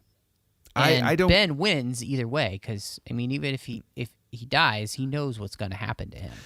I don't think that Obi-Wan is toying with him, but I think that Obi-Wan is to a certain extent resigned to the. I think that Obi-Wan is holding out hope while he goes. And he's sneaking along that he can avoid Vader. He has a sense that he might have to face him, but he's kind of hoping that he can get past him. I think that once the fight starts, I think that you can see a change in Obi-Wan's face. Or, is it intentional or not? Or am I reading too much into it? I don't know. But this is the way I read it. When Vader says, "Your powers are weak, old man," I think that they're it's around that moment where Obi-Wan says, "Okay, this is a holding action. I'm not making it out of here." I think that he's at peace with his death from that moment forward. And I think the smirk is because he suddenly realizes, okay, my death can serve a purpose here because it's going to motivate Luke to come after you. This is an opportunity now to, if he gets killed and Luke doesn't see it, he's dead in the abstract. But if Luke has this cathartic moment, it's like when Obi-Wan sees Qui-Gon get killed. Right. It's emotionally traumatic and motivating. Now, I don't think Obi-Wan thinks that Luke's going to suddenly get in a lightsaber fight because, Vader would kill him. But I think that Obi-Wan has a sense at that point, this can serve a purpose to motivate Luke, so my death is not for nothing. Well, and I also think, too, until Obi-Wan, I think, kind of realizes where they are in this fight, that spatially in the Death Star, I think his purpose is, I need to keep Vader's attention as long as possible because that gives them the best hope of escape.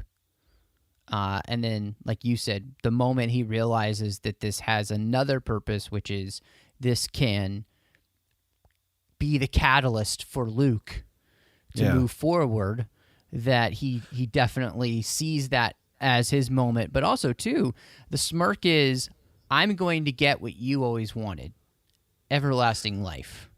The thing that the Sith always want, I'm about to achieve. I think that there's a lot going on in that smirk that I kind of love. I mean, the thing is, we can open the whole thing of I've often been critical that the Jedi gave up on the idea of redemption and and that sort of thing. But I think that just speaking to that thread, and here we are. We're in one of the most exciting sequences in the history of film, and we're quibbling about eternal life for Jedi and Sith. But the Sith are focused on material eternal life, staying in this world for eternity, whereas the Jedi are the ones that accept the only eternity is in the next world. So I think that's, Vader has been convinced that the only eternity is in the physical realm. Mm-hmm. And well, his I also mask like is asymmetrical. What's great about this movie is that the villains aren't dumb. Because you had that wonderful scene between Vader and Tarkin, and it's apparently Vader's idea. We'll put a homing beacon on their ship. We'll let them get away. We'll find their base, and we'll destroy them once and for all with the Death Star. But see, I don't think that they let them get away so much as they put the homing beacon on there in case they got away.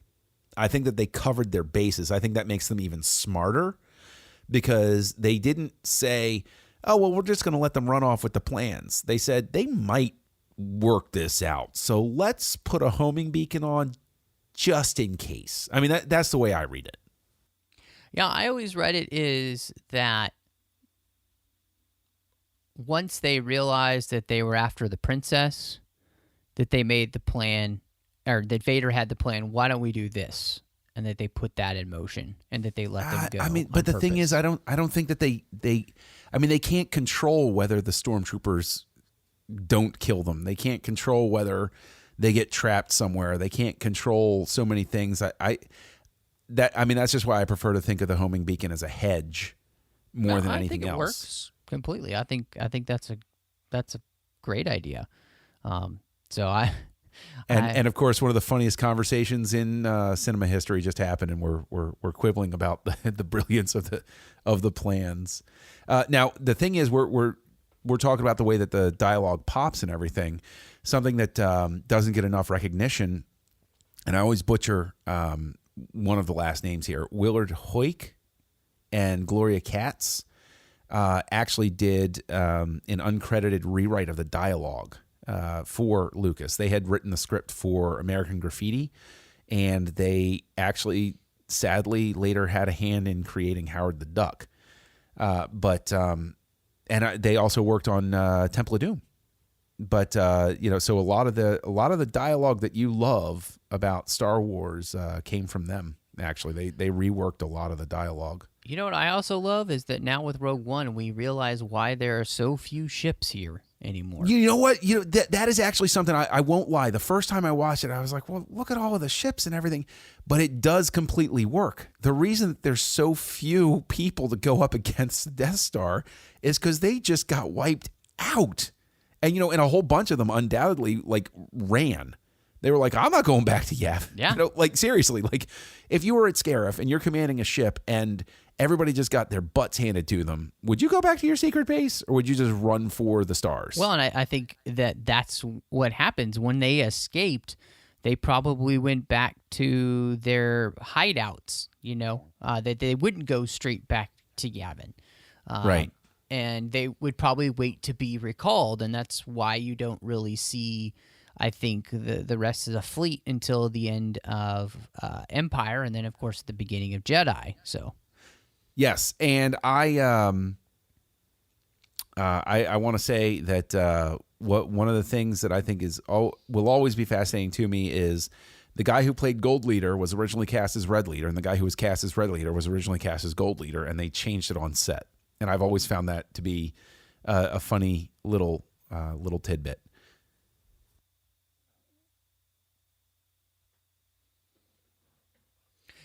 Yeah, I think it's really interesting to watch this scene too, because I love the cheesiness of the everything about it, but it just works so perfectly. The graphics aren't perfect, but it doesn't even matter, and it just the whole scene, I think, works really well. And then I love, no, that's impossible, and Luke's like, I mean, it's really not that impossible. I mean, I did the same thing back home.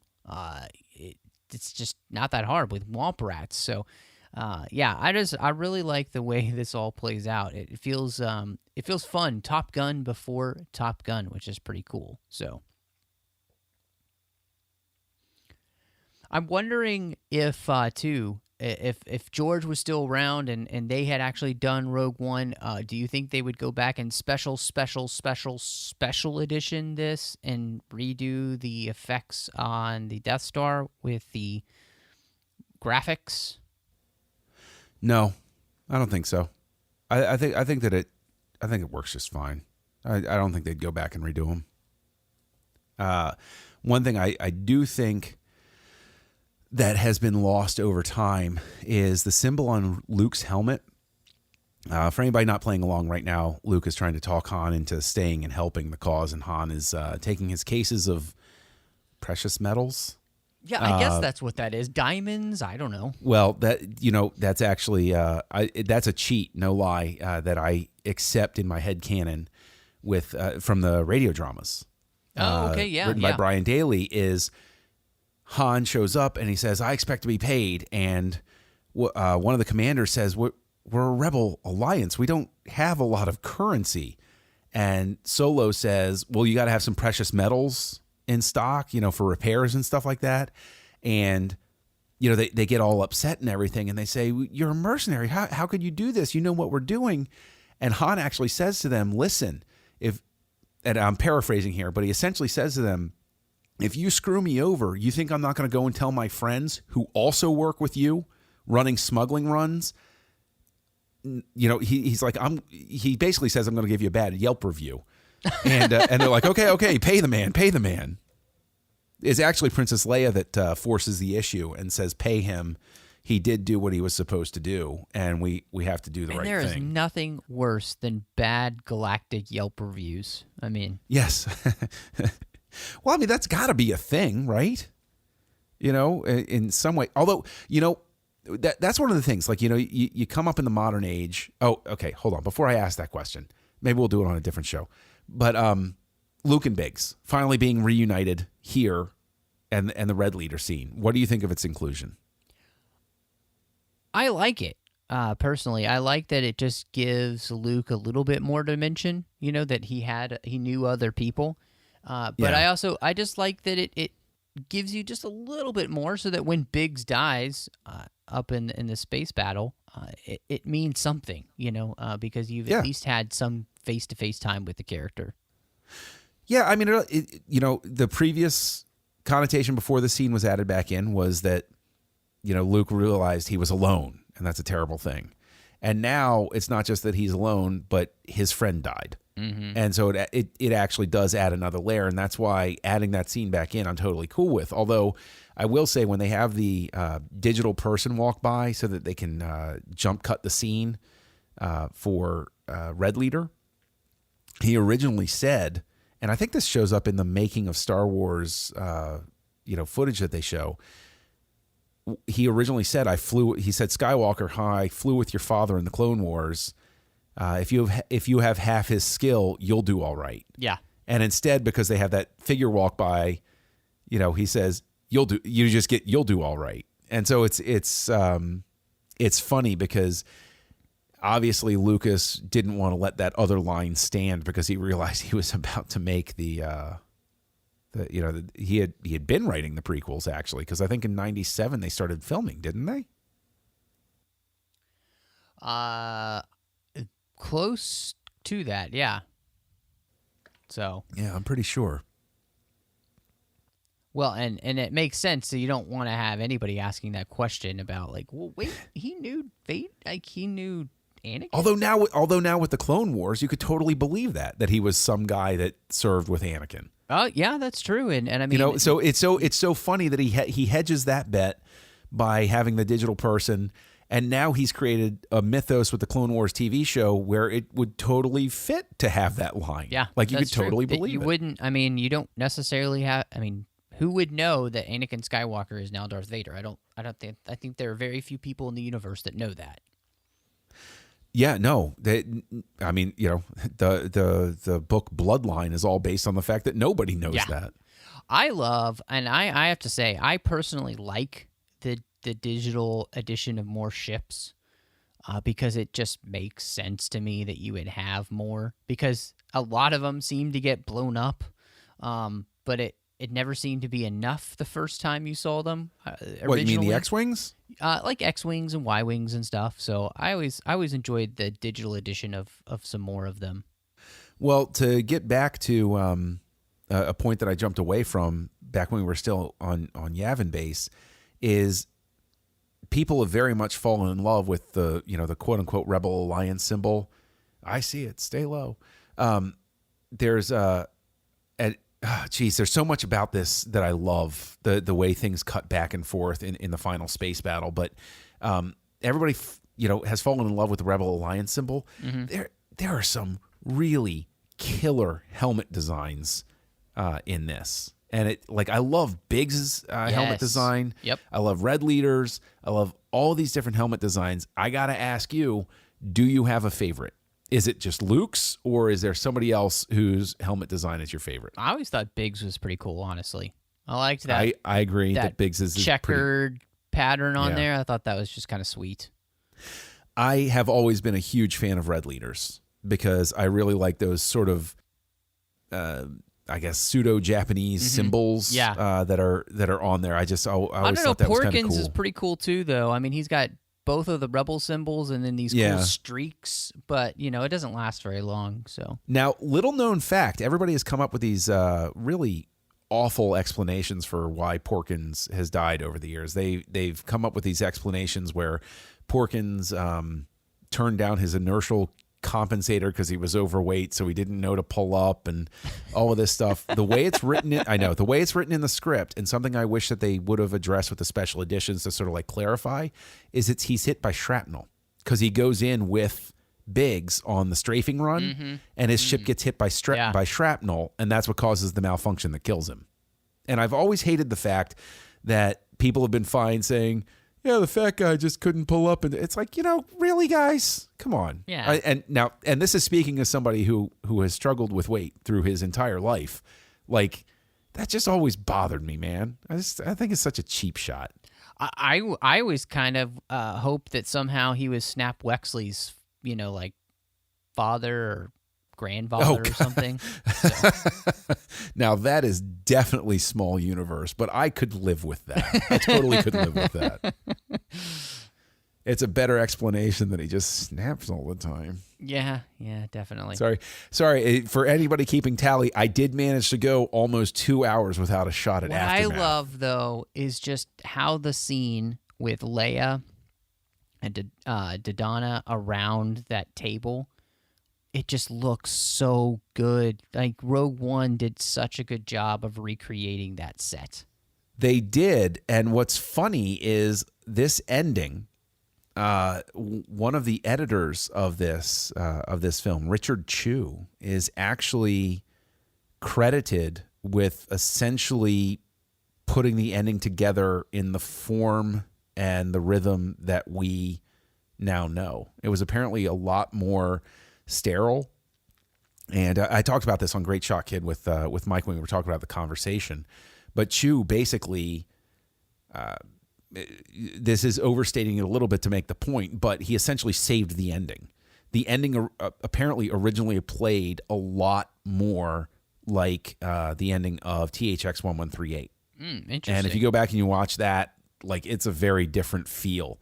And Chu apparently is the one that found the rhythm for, how to put the shots together, how to bring everything together. And it's one of those things where I think that, Lucas himself said after making Star Wars, this almost killed him. And that's why he stepped back to a producer role as opposed to being the guy on set every day. He was much happier sitting back and saying, make this, bring me the materials, I'll help you, get it. This is, help me make this come true, as opposed to being the guy on the front lines every single day. I've read plenty of accounts where, he was exhausted. He was just completely spent beyond belief. This film almost killed him. He poured everything he had legitimately into it. Because, you're right. He did almost kill himself making this film. Yeah. And I agree. It's the editing here. What I love about it is that, you always hear that George had cut together all of this World War II footage of all the planes, dogfighting. And I love that that's what this feels like, this whole battle. It has this whole sense of kinetic energy because you're getting all these quick cuts between, fighters flying every which way. And it does such a great job of building the momentum, too, with when it does slow down, when you get back to, like, the Rebel base. Yeah. And they're just, like, you get that feeling that they're just, like, holding on for dear life, praying to whatever God they believe in that, guys, you've got to, or we're done. This is over completely. Now, one thing I would love to mention, because I don't know, like, this blew my mind when I learned it, but you might notice on occasion that, like, Red Leader looks really sweaty. Yes. And all of that. Do you know why the visors are all tinted orange? And Mark Hamill said this in an interview. It was years ago or something like that. They were originally supposed to be clear, but the lights they were sitting under, and they were in this cramped cockpit, they were so hot that the makeup started running. Oh, and so the orange made it a little bit more bearable and kept the makeup from, like, streaking and stuff like that. And that is what I recall from the interview with Mark Hamill. I don't care what anybody else looks up or writes on Wikipedia. That is what I read. I know what he said, and that is what I'm sticking with. I love, this whole thing here. We talked about with, the Kyber crystals, and this idea, like, he's a great pilot. He takes the shot.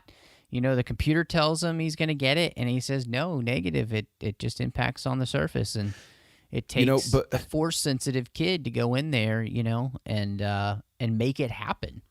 Before the whole Kyber crystals thing, I had actually written some fan fiction many years ago that there was an Imperial double agent, a saboteur on Yavin base, who had messed with their targeting computers to make them, like, fractionally off.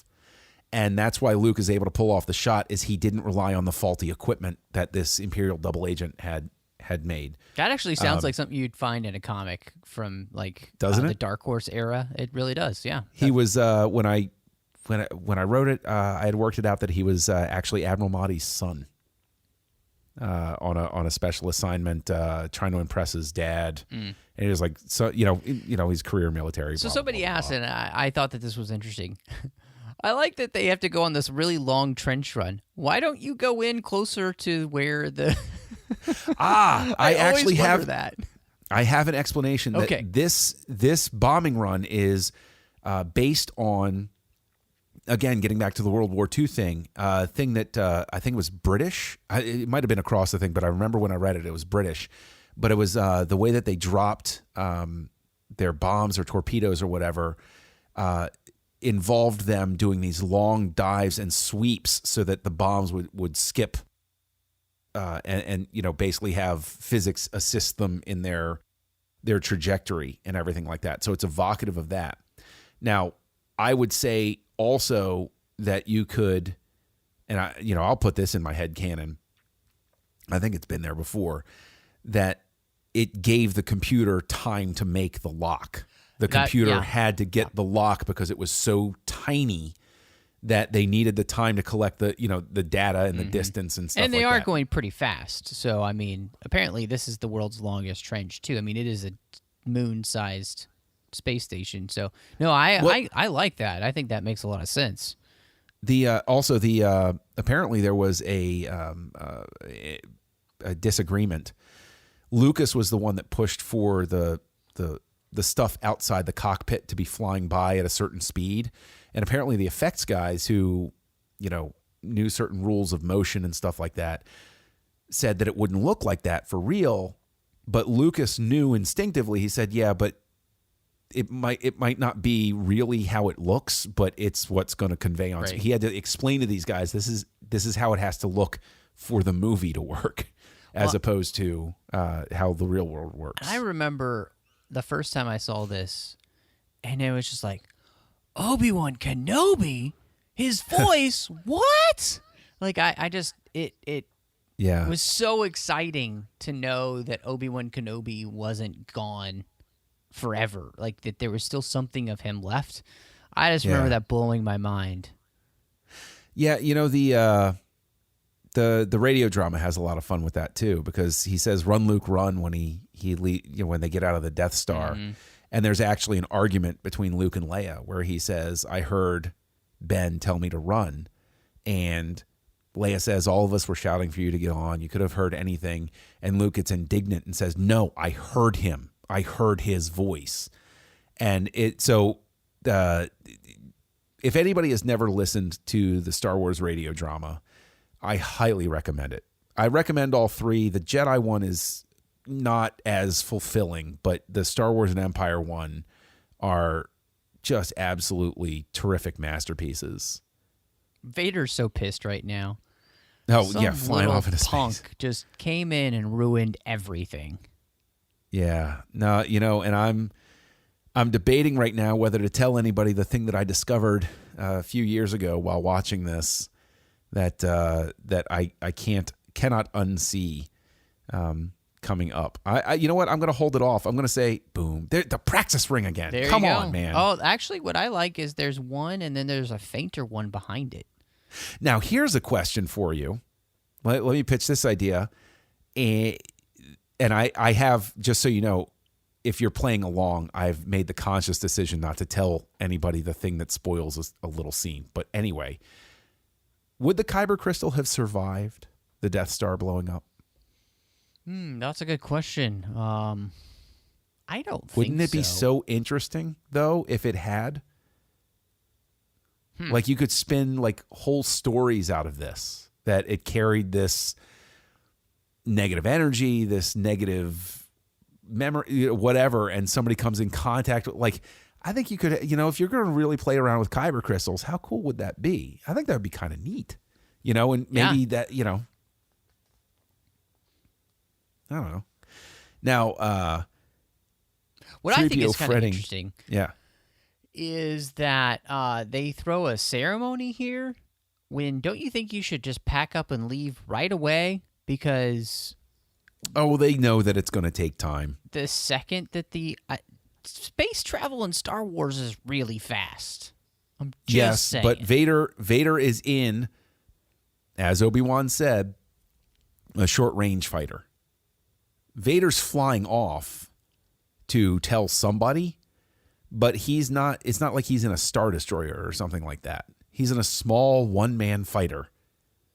In the deep space. I think they've got a couple of minutes to spare. Yeah. I think right after the ceremony was done, they were like, "Yeah, this is great. All right. Okay, pack your stuff." Yeah, let's get the hell out of Dodge. I have to say though, and I think everybody would just completely agree. The music here is just phenomenal. I mean, it's one of the best things that John Williams has ever written. It's just gorgeous. This may sound morbid, but I have often thought that at my funeral I would actually like this music played just to give everybody a thought that it's like, hey, it's not so bad. It's the ending for now, but it's all right. It's been a good run, sort of thing. The other thing that I think is fascinating about the end of this is, George doesn't know if he's going to get to make any more of these. And so he does not. It ends in a way that this could be the only film you ever see of Star Wars. And so it ends very hopeful that, okay, they'll go on to win and, or that even you get the feeling, oh, the Empire's been defeated, Yeah. So I think it's a really smart way to end the movie. Just speaking back on, shouldn't they be leaving? Well, realistically, just in the real world, George just has no idea what'll come next. So. No, he doesn't. He thought it was done, and that's what Splinter of the Mind's Eye was born out of, was the idea that they'd have to do a low-budget thing. But, okay, so now we're done. We're in the credits. And James Earl Jones now finally gets credit for the voice of Darth Vader. Good for him.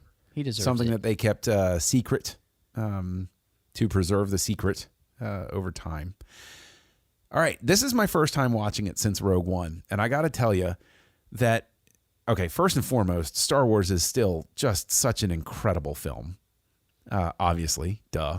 But, you know, the Rogue One stuff does kind of play nicely into it. I got to admit that the stuff at the end plays better into it than I thought on my first viewing. And so, you know, a lot of credit to them for working something in that feels so organically a part of what I just watched. That's, you know, that is something. It really does. I mean, I'm right there with you. I feel like that they put a ton of thought into the story for Rogue One and how it was going to connect and every little single thing that they did. And I agree with you. You know, I love the way that Rogue One adds to Star Wars the way Empire added to Star Wars, and then Jedi added to both of those. And, you know, all of the ways in which George has continually found ways to influence his own work with what he does next. And I would say for the majority of it, it's always been positive. And, John Knoll with the kernel of the idea, bringing it to Kathy Kennedy, and then Gareth Edwards putting that into action on screen. I think. But I mean, I think we've said this before. Like, even Star Wars required Dykstra. It required Hirsch, Marshall Lucas, and Chew. It required all of these different moving parts. But again, Rogue One, I think even more than Force Awakens, speaks to the fact, especially with all the reshoots that happened, speaks to the fact that, and I think we've said this many times before in this forum and in other forums, this came out of one guy's head essentially, and he got a team together to put it up on screen. Whereas it took a story group, a couple of screenwriters, and some reshoots to make something that worked with, that to me, I'm not saying that as a slight against Rogue One, but just a moment to sit back and think. And I've said this before, the 1970s were such an amazing, tectonic shift in how films were done.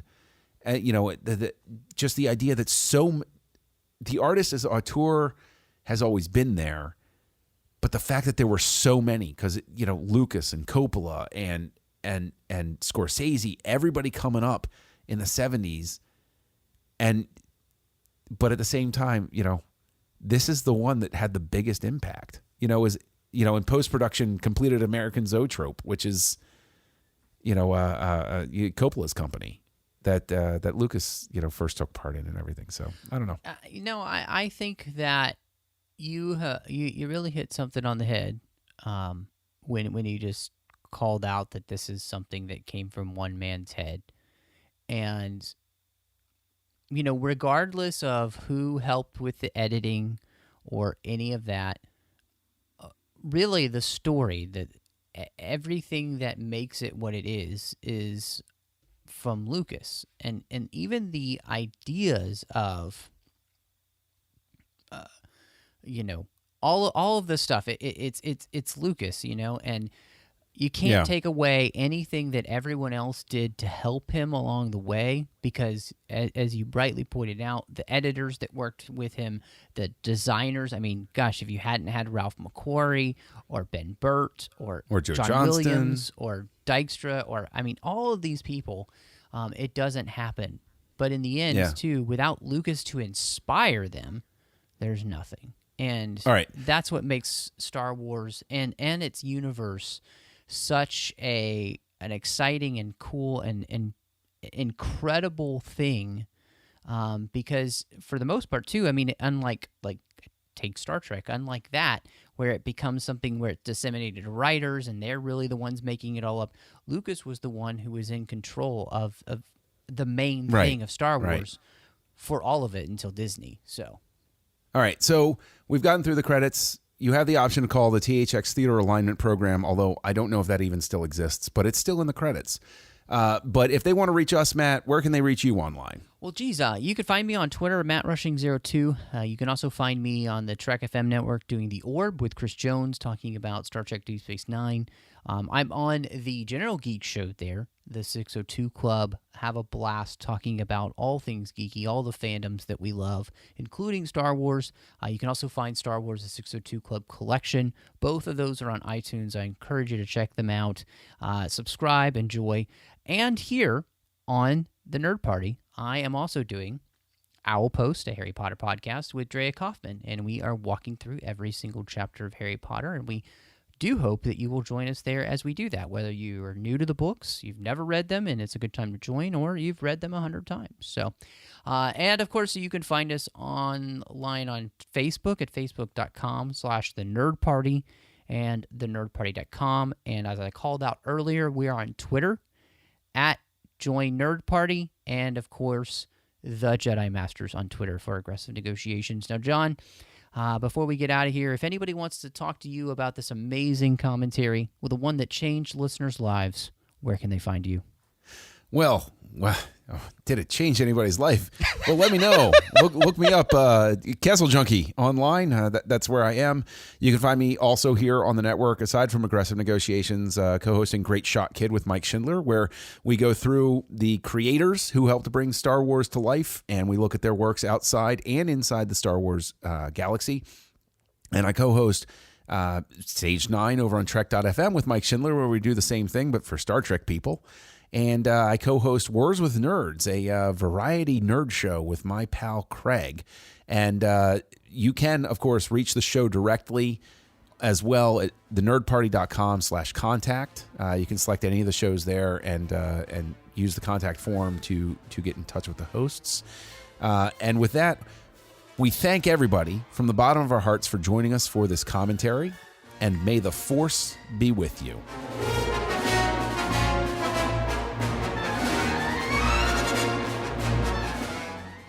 Join the revolution.